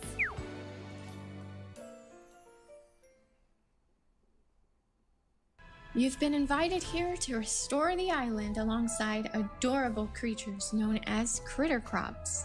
It is 100% hand-drawn Halloween. Okay, das ist ziemlich eindeutig. E3 hat gewonnen. Mit 59 Stimmen und 69 zu 31%. Okay. Dann bleiben wir dabei und hoffen, dass ich einfach den Übergang machen kann, wenn das hier vorbei ist. E3 halt.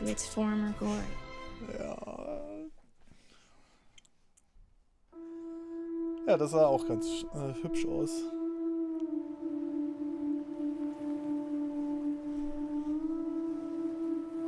Lol.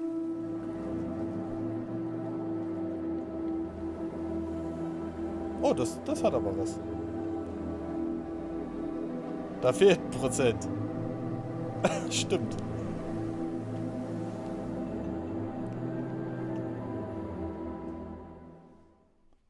Das war jetzt... Hey everyone, my name is Lucy and I'm one of the two devs behind The Spirit and the Mouse. Today, we wanted to share new gameplay details with you. Your main mission will be to find, listen to... Ich habe jetzt auch nicht so einen Overkill-Titel erwartet, ne? Und die Titel, einige sind ja wirklich hübsch, aber die Präsentation ist unfassbar dröge.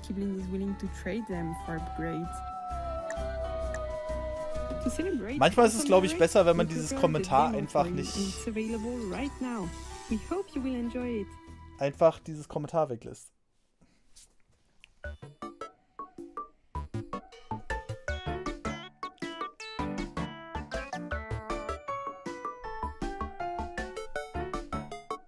Resi 9 und BOTW 3.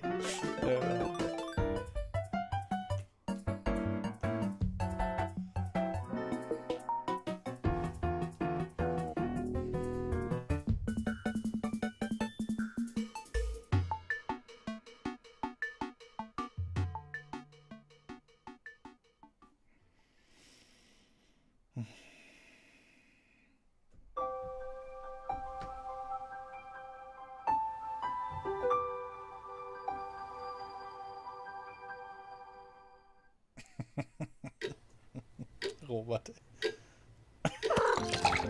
There's a lot to tidy up, and a little to the left.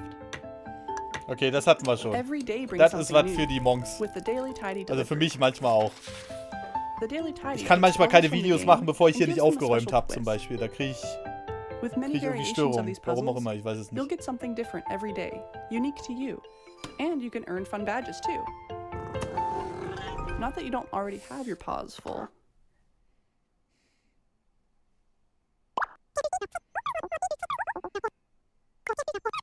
Hey there, we're Aesthetician Labs. As you may have heard, we were brought onto Kokopa's Atlas to continue development earlier this year. In Kokopa's Atlas, you Das will embark Froschzelda, on a das war grand cool, journey ja. to an unknown planet. Since last year, we've been working hard to implement a procedurally generated farm and crafting adventure following our adorable adventurers Kokopa and Polymero. We're really excited about our vision for the game, and we hope that our new Wholesome Direct exclusive demo will get you excited too. We'd love for you to check it out and let us know what you think. The Wandering Village is a city-building simulation game on the back of a giant creature called Onbu. It's a game about symbiosis, in which you traverse a toxic world together. So take good care of Onbu. Oh, Make sure stimmt! to keep it happy and healthy. Das gab's ja by auch noch, feeding it geil. And sending out your pets regularly. Das ist halt geil. And since Onbu is a good boy, don't forget the pets. And you will be rewarded with its trust. Aber die ballern jetzt durch, ne? Bam, bam, bam, bam, bam, Alter, alles 20 Sekunden Lonesome Trailer. Village combines puzzle solving and social sim elements to create something completely unique. Und jedes zweite Everything is Stardew wrapped Valley in a fantasy gefühlt adventure mit Zelda with a gemischt. deep, intriguing story and no combat. Play as Wes, the coyote, to help unravel the calamity that befell the village. Coming this year to Steam, Nintendo Switch, Xbox One, and Xbox Series X. Und nicht für PlayStation. It's almost time to say goodbye. But before we go, we'd like to share even more wholesome games with you coming out this year and beyond. Now, these are going to go pretty fast, so after Die haben the schon show, mal visit ihr Ticket im wholesomegames.com KitKat for more gebucht jetzt. information and links to all of these games. Warum wird sowas Cooles bitte in so einem zusammengefassten Trailer gezeigt?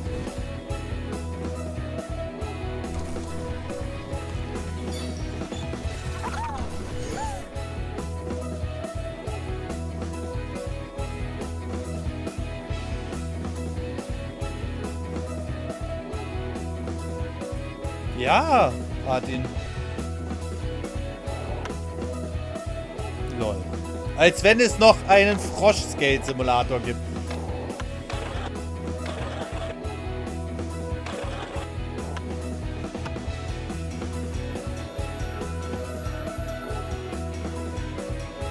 Was, Robert? Animal Crossing für Sparfüchse, ja.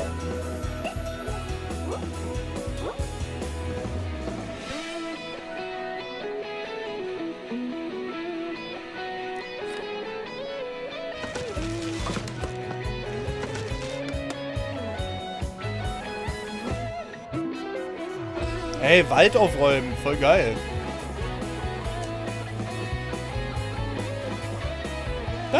Das sieht auch nice aus. Warum kommen die ganzen geilen Dinger in so einer...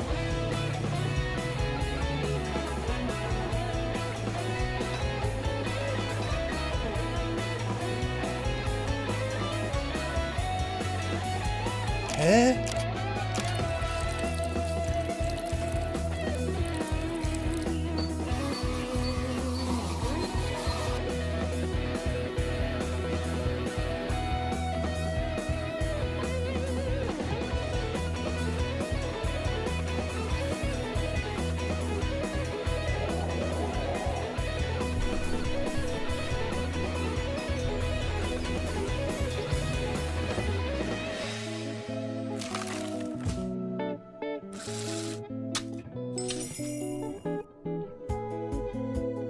Ja, aber die Games... Naja, das jetzt hier nicht so, aber...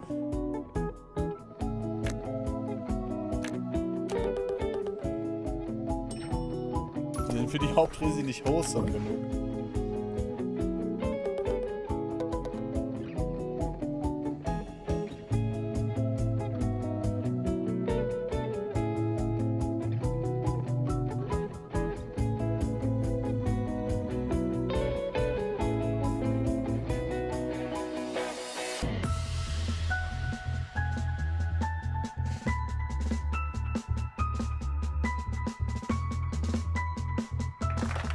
Alter, warum hat der so ein Halsband um? War das eine Emo-Giraffe gerade? Okay.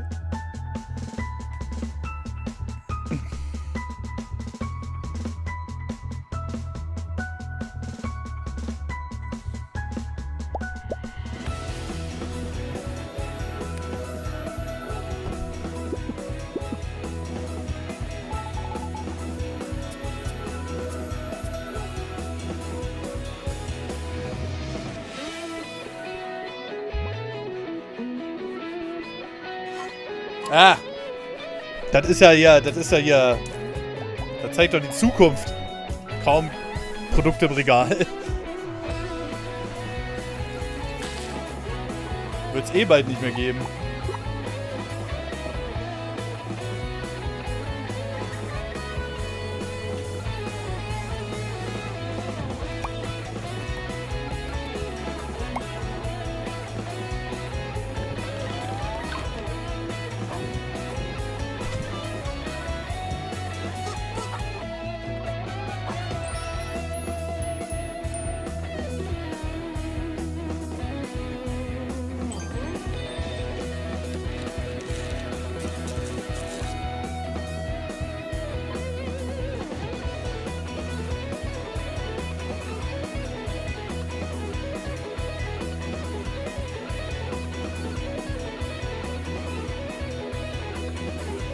Ah, haben sie extra in den Trailer noch eingebaut, dass es physische Version dafür gibt. Hauptsache es kommt eine PlayStation 5 Version. Da bin ich einfach nur der Meinung, die haben die PlayStation 4 Version genommen, das auf eine Disk gepresst, wo PlayStation 5 Starter Code drauf ist und mehr gibt's nicht. Hauptsache hast du die PlayStation 5 Hülle im Regal stehen.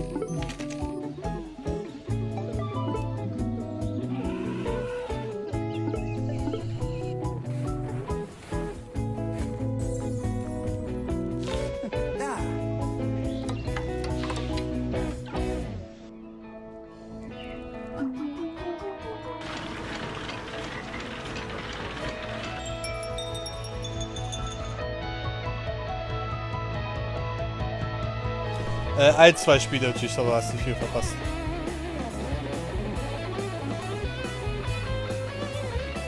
Ja, Future Game Show kann schon vernünftig sein, ja.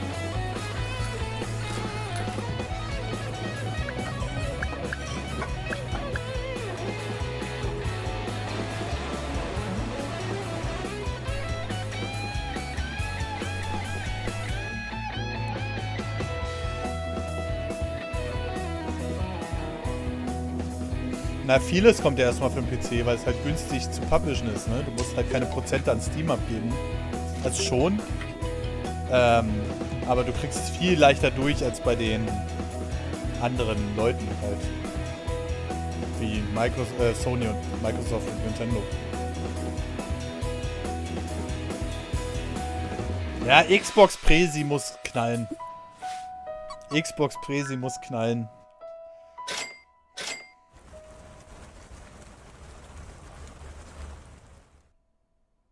Was ist schön. And that brings us to the end of today's program. Remember to visit wholesomegames.com to find links to every title featured in today's show. It would mean so much to us if you'd follow and wishlist all of these amazing games. And we'll see you again next year for Wholesome Direct 2023. But before we go, here's one more game we hope you'll love. Bye. Jetzt kommt der Rausschmeißer.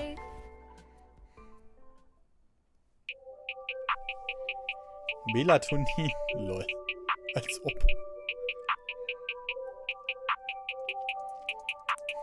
GTA 6.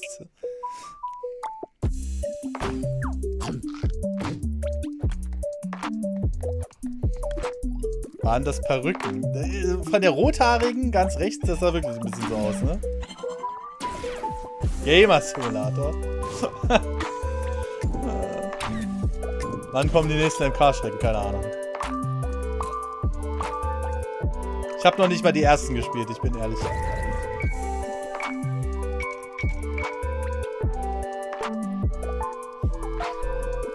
Alter, überlegt euch mal, Tinder würde so funktionieren, dass ich erst dieses Bild so aufbauen muss wie beim 56K-Modem.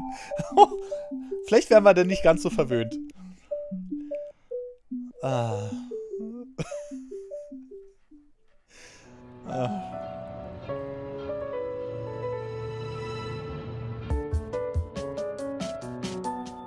Oh nein.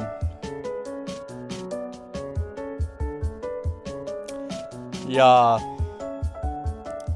Also, so wie heißen die? Jenny Windham, Mary Kish und Josh Boykin. Also Jenny und Mary, ja? Jetzt schnell zum Freudenhaus. Ja. Ah.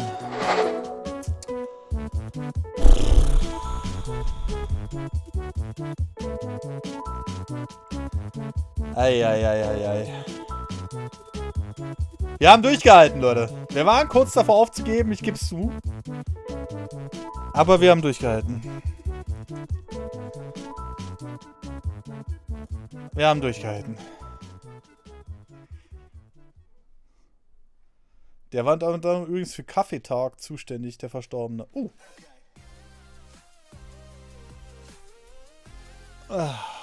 Ich muss mal kurz die Brille abnehmen.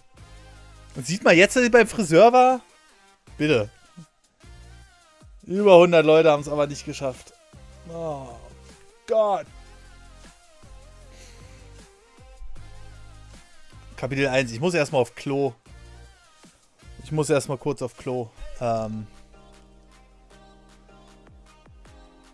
Cyberpunk 2078, BOTW 2, Pokémon Monochrome, GTA 27 und vieles mehr. Ah, ja.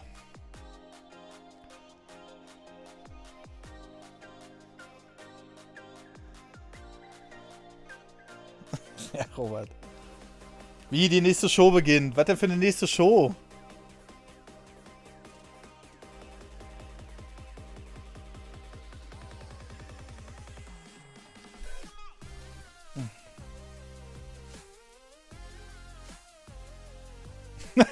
Der Chat da gerade. Frog is better than cat. I love all my frogs in the chat. You're right, UFO Frog. Speaks Frog. Ach so, ja, aber die ist ja erst 21 Uhr Tech Game. Wir haben doch jetzt ein bisschen Zeit. Wir haben ein bisschen Zeit. Aber ich muss kurz auf Klo, Leute. Es geht nicht anders. Ich schicke euch kurz in den Pausenscreen von Twitch. Also nicht wundern, dass der Chat nicht da auftaucht. Und dann machen wir weiter mit The Query, würde ich sagen. Stündchen. Und dann wie 19:30 Uhr. Was? Nein. 19:30 Uhr? Nein. Future Games Show.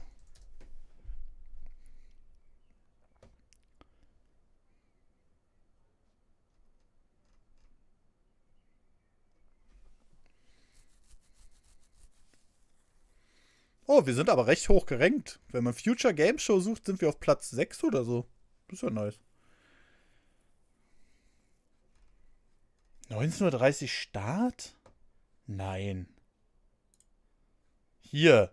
Live in 87 Minuten, Leute.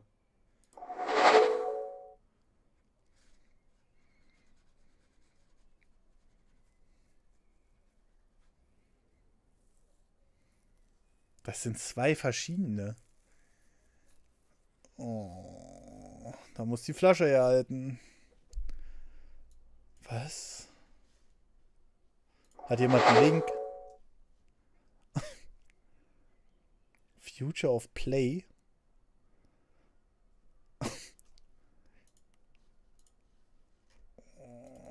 Ich habe ein bisschen Angst, dass das so Future Game Show auf Wish bestellt ist. Summer Gaming.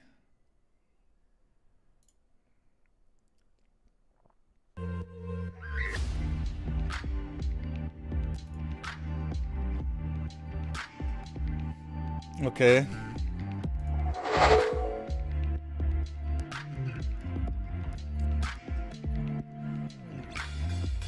Gut, Leute. Ich klinge mich ganz kurz aus. Ich muss nämlich auf Klo.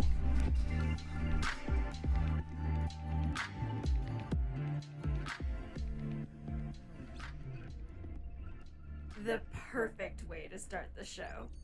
I'm Melios, and this is Future of Play Direct. Summer's here, and what better way to spend it than turning up the heat with the best the galaxy has to offer? Let's get fired up.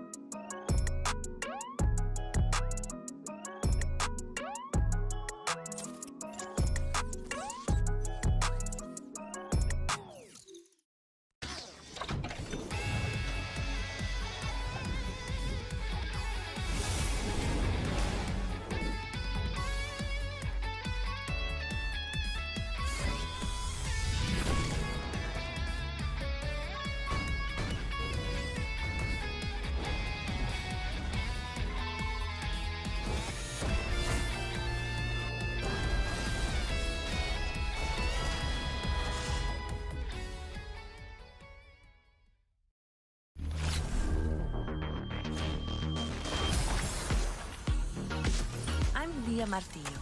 I'll text you.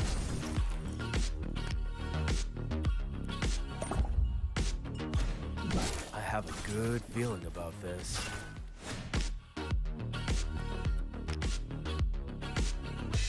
So sweet how you want me.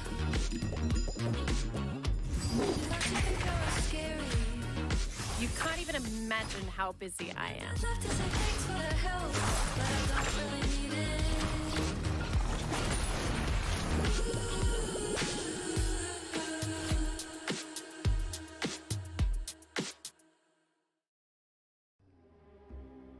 Imagine a world on the brink of freedom from colonial oppression. 2262. Crime. Class conflict. Propaganda. A familiar story hindered only by those with plenty of time and little to lose. Detective Maegan Hill, the sleuth of Agamaski. Avoiding the past became second nature, dedicating her days to the faceless, rejected citizens of Agamaski. Until Mary, that is. This case goes way farther than the banks of this one detective's little neighborhood.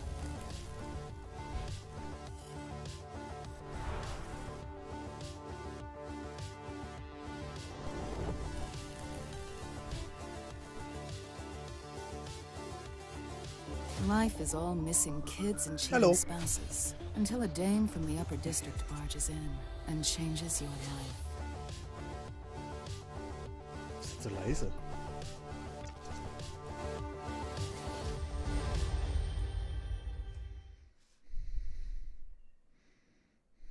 Who will Chef Rhubarb eliminate this week? Text 10 free smells each month with a 1-year family plan.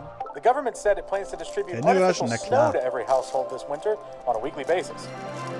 Da haben wir auch nochmal ein Eis geholt. Helianthus, it's Chef Rhubarb. Hello, darlings. How much would you love to come on my show and cook with me?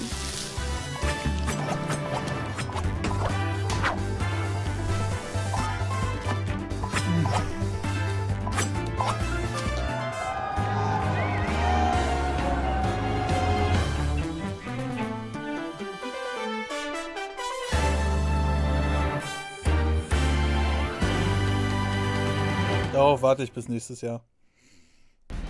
Meet the heroes of Soundfall. Melody. Her sister Bright. Jackson. Kai. Burgerbar ist halt gut. And Lydia. Together they are the Guardians of Harmony. Melody is a lonely musician with stage fright who protects Symphonia from the forces of discord with the audio blade, a nimble weapon with a devastating spin attack. Jackson is an irresponsible but charming metal guitarist who chops down Discordians with the powerful audio axe and uses his experience as a concert goer to stage dive to victory. Lydia is a famously antisocial cello superstar who attacks her enemies from afar with the perfectly precise audio bow and unleashes volleys of special arrows to keep away the crowd.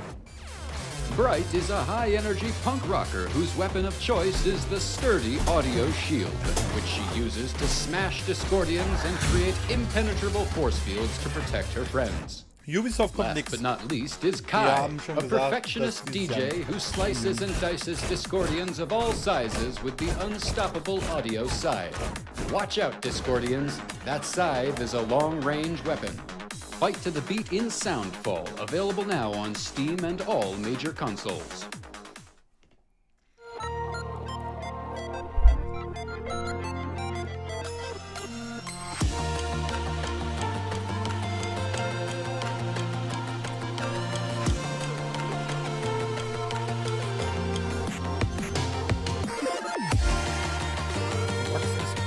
Stimmt.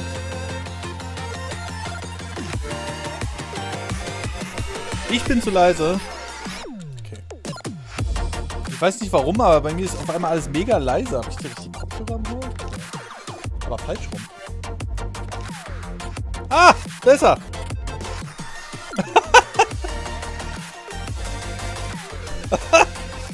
Jetzt ist es laut genug.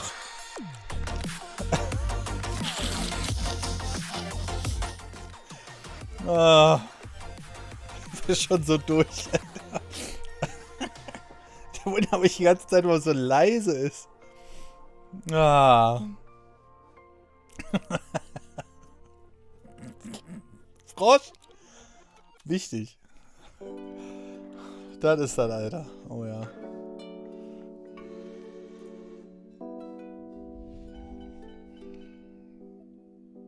Geht doch irgendwann mal der Balken wieder weg von YouTube? Hallo?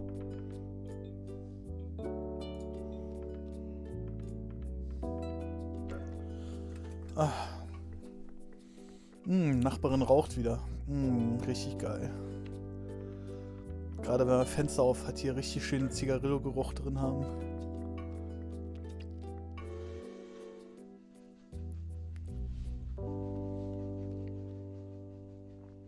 Warum sind das Hunde?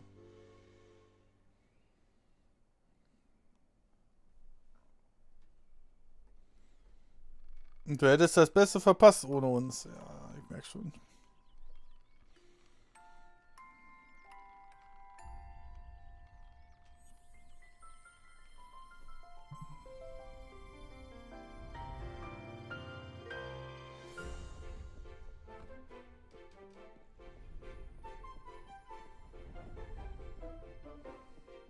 Ständig welche Gras. Oh, es kotzt mich so an, Alter. Legalisierung hinterher. Ich mag einfach diesen Geruch nicht. Sollen sich das Zeug reinpfeifen, wie sie wollen, ist mir egal, aber ich mag den Geruch überhaupt nicht von dieser Kifferei, ey. Wäre ja schön, wenn sie da einfach,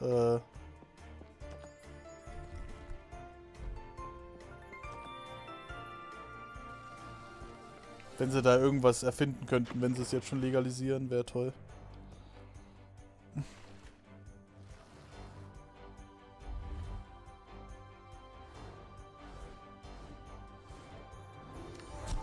Ach, das hatten wir doch gerade schon bei den Wholesome Games, oder?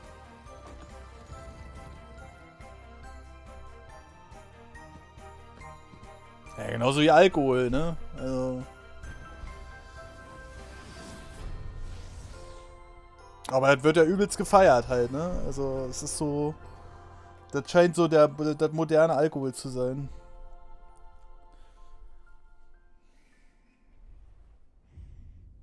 Lost Twins 2. Ah, 2. Okay.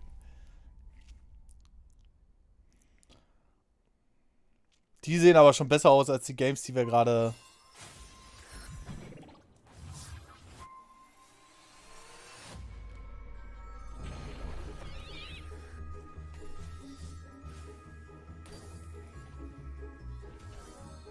Ey, das sind alles Spiele, die wir schon gesehen haben heute, ne? Bis jetzt.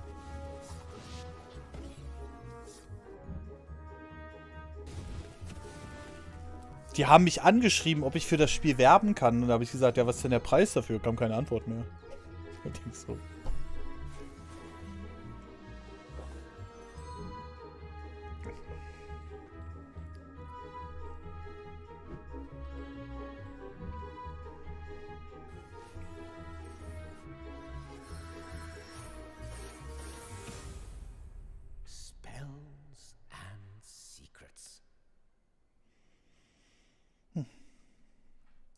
fired up, and the only way it could get any better is to hear from the developers themselves. Oh wait. What the fuck? Let's do just that. Oh, das war toll. Unpacking war toll. Warum hat sie Katzenohren? And I'm the co-creator and art director of Button City.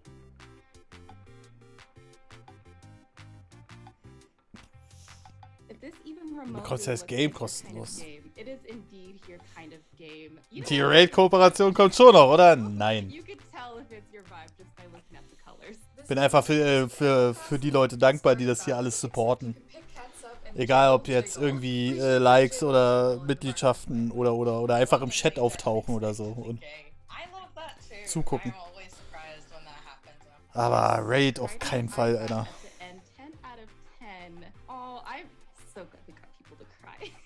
Like, that's one of the big check boxes. I cried a few times toward the end, like a little bit.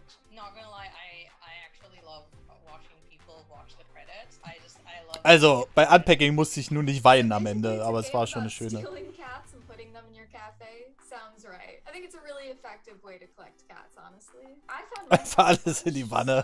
I was playing Button City, a cute, wholesome game, and then on day 2, the most hardcore metal music blasts through my ears. Ja, schon klar, Oh my god, you got to the metal yoga. We called it clockcore. Let me put the soy sauce in the fridge. I don't want room temperature soy sauce. Oh no. Sorry we let you down. If you could open fridges, you wouldn't be able to put magnets on them.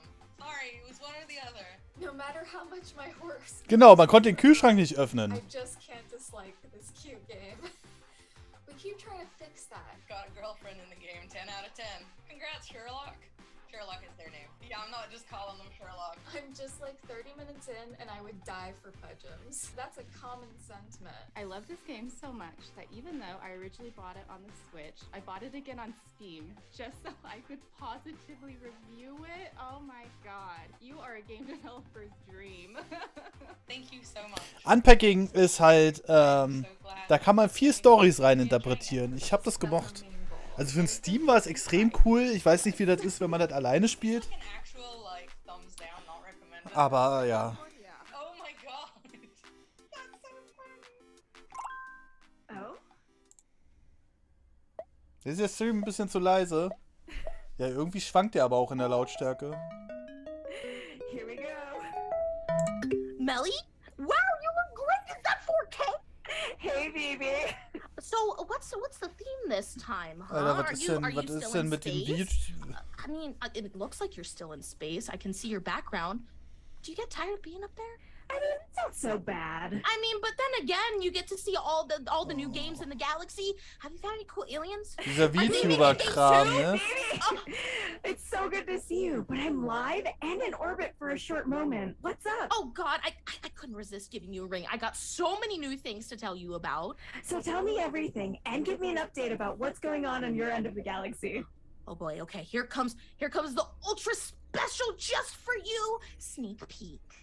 I've been so hard Dein at Boyfriend work als at Waffending Princess. verpasst. Oh nein, da war ich gerade auf Toilette. New art, the same cute aesthetic that you are all familiar with. If you name it, I got it in store for you.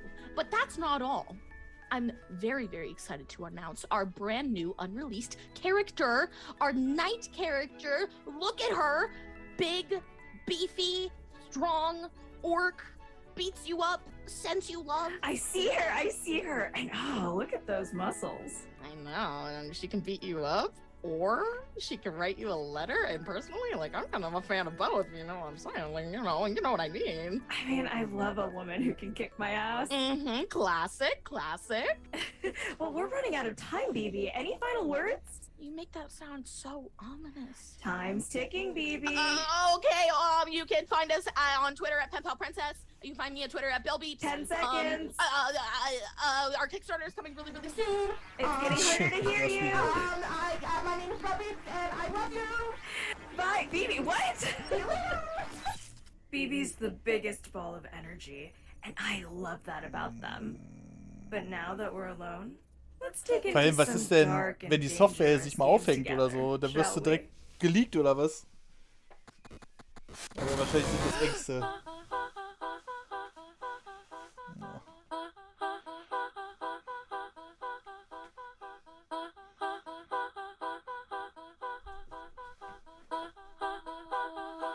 Schwarzbild, okay.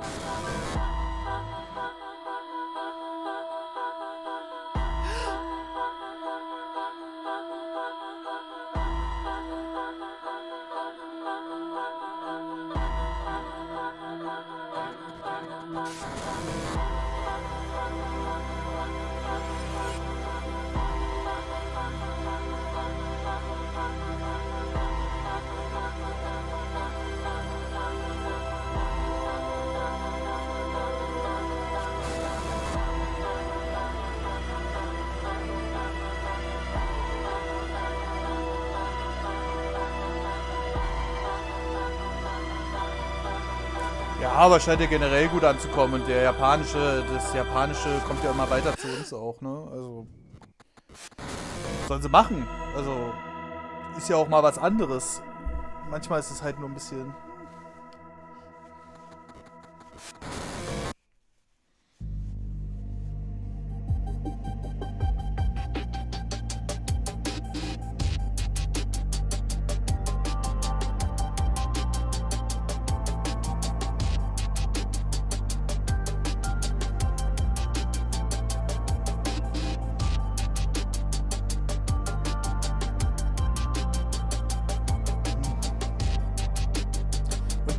scheinen auch, diese Visual Novel Dinger scheinen ja auch sehr beliebt zu sein. Aber ich kann damit überhaupt nichts anfangen.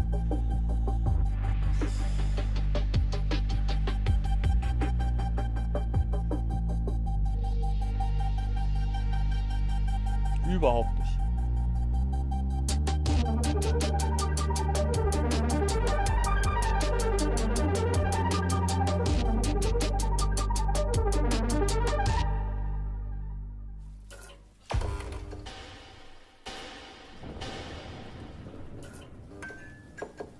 Ich kann das gerade nicht ändern, Fiers. Es gibt irgendeinen Bug auf YouTube bei der Streamplanung. Wenn du da unten in die Beschreibung klickst, dann wirst du sofort wieder nach oben gescrollt.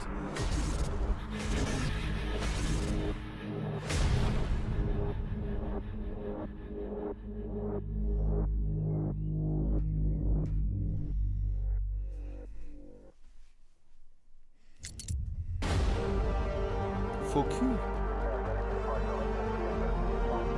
Oh, das sieht nice aus. Das hatten wir heute auch schon mal, oder?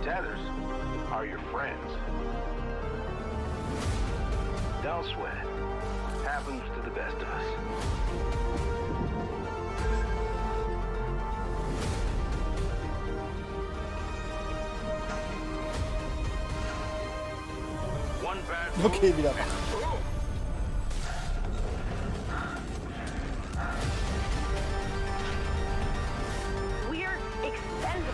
None of us are safe. Oh no, oh no! Injury detected. Please return to work.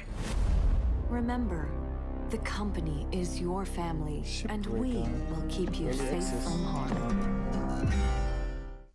Wo ist mein Steam? Mal gucken, was das kostet. Ups, Entschuldigung. Entschuldigung. Sent here with a purpose, but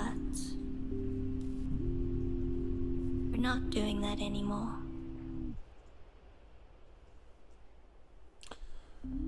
$34,99. Und was sagt Instant Gaming dazu?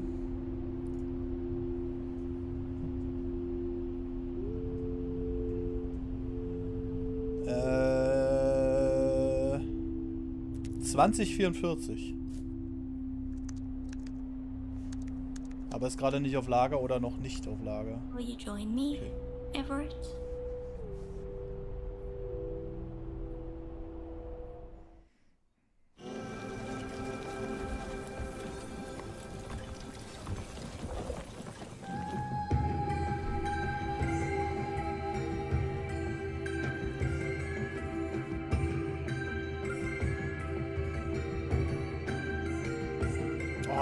Kommt aber wirklich sehr viel doppelt, ne? Gerade. Obwohl das Spiel ja echt cool aussieht, finde ich. Das hat mich damals schon ein bisschen gecatcht. Und wenn mir ein Spiel so lange in Erinnerung bleibt, dann ist das schon was Besonderes.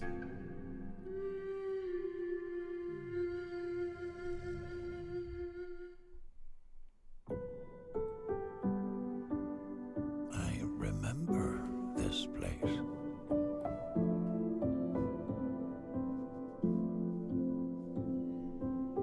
But it isn't how I remember it. Brauche ich auch, Timmy. I just need more time. I know I can remember. I want to remember. Spiral. Okay, cool. 昔の世界に形が与えられる。君の心に色が加わる。おいで、ここは夢の果てなんかじゃない。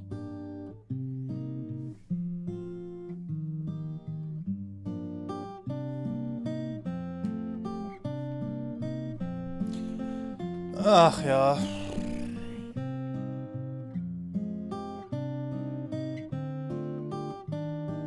Das hat ja alles einen coolen Stil, so. Aber erstens muss ich ehrlich mal sagen, so sehr ich die Indie-Games auch feiere, aber es ist einfach zu viel, ey. Ich habe schon wieder alles vergessen.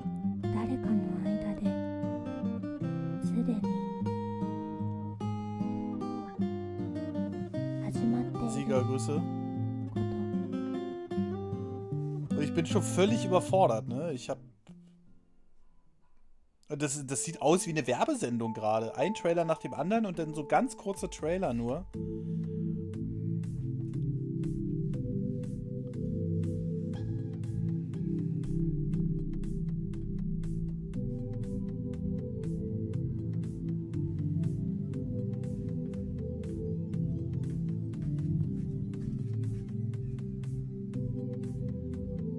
Kannst du auch mitschreiben.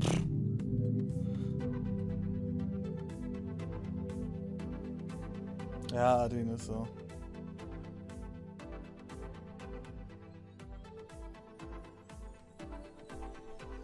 Ich finde den Indie-Kram ja nicht schlecht generell, aber es ist halt zu viel gerade. Ich kann mir die Hälfte nicht merken. Die richtig guten bleiben im Gedächtnis.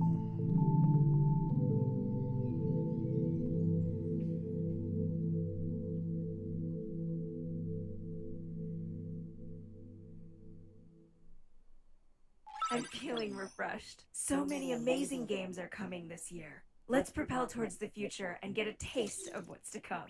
Get hyped with me? I love you. I love you.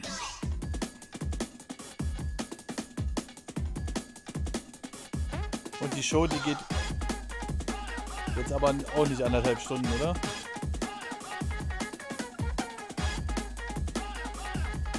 Das soll ja noch kommen, Timmy.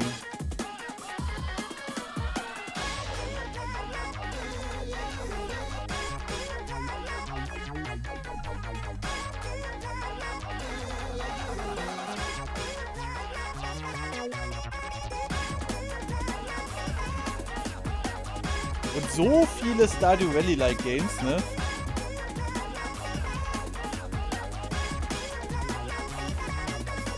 Ah.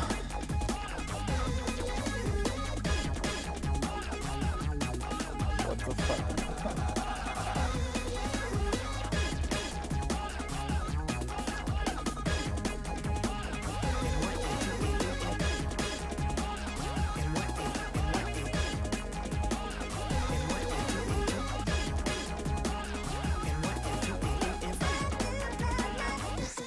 Das sieht cool aus. Circuit Superstars. Out on Xbox. Das hat irgendwie was. Gleich mal gucken hier. So.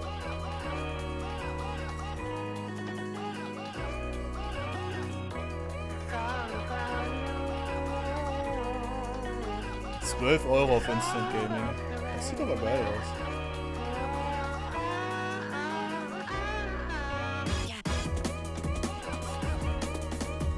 Der Switch eShop erfüllt einen nur mit Qualitätssache, ja. Morgen ist Xbox und noch irgendwas. Warte mal. PC Gaming Show. PC Gaming Show, das kann alles sein. Da bin ich echt noch überlegen, ob ich die morgen auslasse, das weiß ich noch nicht. Morgen Xbox um 19 Uhr.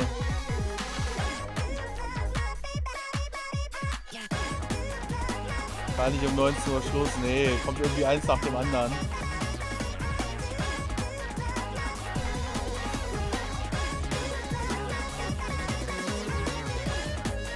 Alles klar, Fresh Games.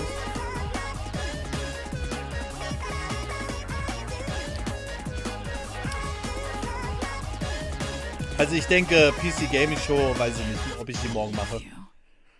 Das kann ich noch nicht sagen. Thanks for tuning in, wherever you are. If you liked what you saw, check out our Steam event that's going on right now. There, you can pick up and wishlist some of the cosmic bangers that you saw during the show. Oh, and don't forget to follow along with us at HeyGlitch on TikTok and Twitter for fresh posts and chaotic curations. Don't want you missing out on the future, dear player. Huh? Oops, gotta run. I'll be seeing you in the future. Until then, Emilio's signing off.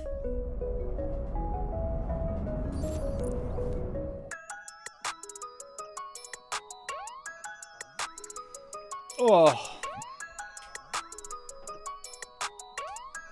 Okay.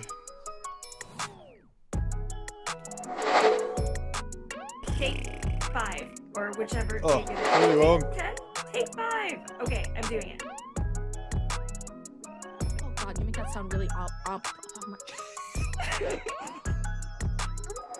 ominous. Ominous. Okay, one more time. Oh Gott, ich brauche mal eine ganz kurze Pause, ey. Oh. Ich bin ein bisschen... Kennt ihr diese Reizüberflutung? Warum ruckelt mein Streambild so? Hallo? Ruckelt das die ganze Zeit schon so? Oh, ich bin ein bisschen reizüberflutet gerade, ey. Wirklich. Aber jetzt brauchen wir auch nicht mehr Quarry anfangen. Das ist Quatsch. Weil wir noch eine Stunde... Wir haben keine Stunde mehr. Das war irgendwie cringe jetzt. Auch so mit den VTuber-Gesprächen und so. Dann macht Pause bis 21 Uhr. Ich bin echt dabei... Naja, eine halbe Stunde Pause zu machen, wäre vielleicht gar nicht schlecht. Und dann mit der Future Games Show zu starten. Wir wissen genau, wie du dich fühlst. Eine Stunde lang Flaschen drehen. Nee. Ich glaube, wir machen wirklich eine halbe Stunde Pause und um 21:30 Uhr komme ich dann wieder online. Und dann gucken wir mal weiter, was dann kommt.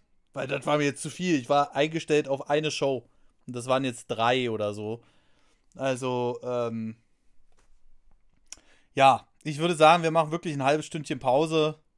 Und dann machen wir noch die Future Games Show. Hoffe, um 9 bin ich dann daheim. Hoffe ich auch, Dani. Und, ja. Boah, ich brauche aber erstmal kurz Abstand vom Bildschirm. 21:30 Uhr? Nee, 20:30 Uhr. 21 Uhr geht die Future Games Show los. Na, also, Leute, wir machen ein halbes Stündchen Pause. Und dann sehen wir uns gleich nochmal mit der Future Games Show. Bis gleich.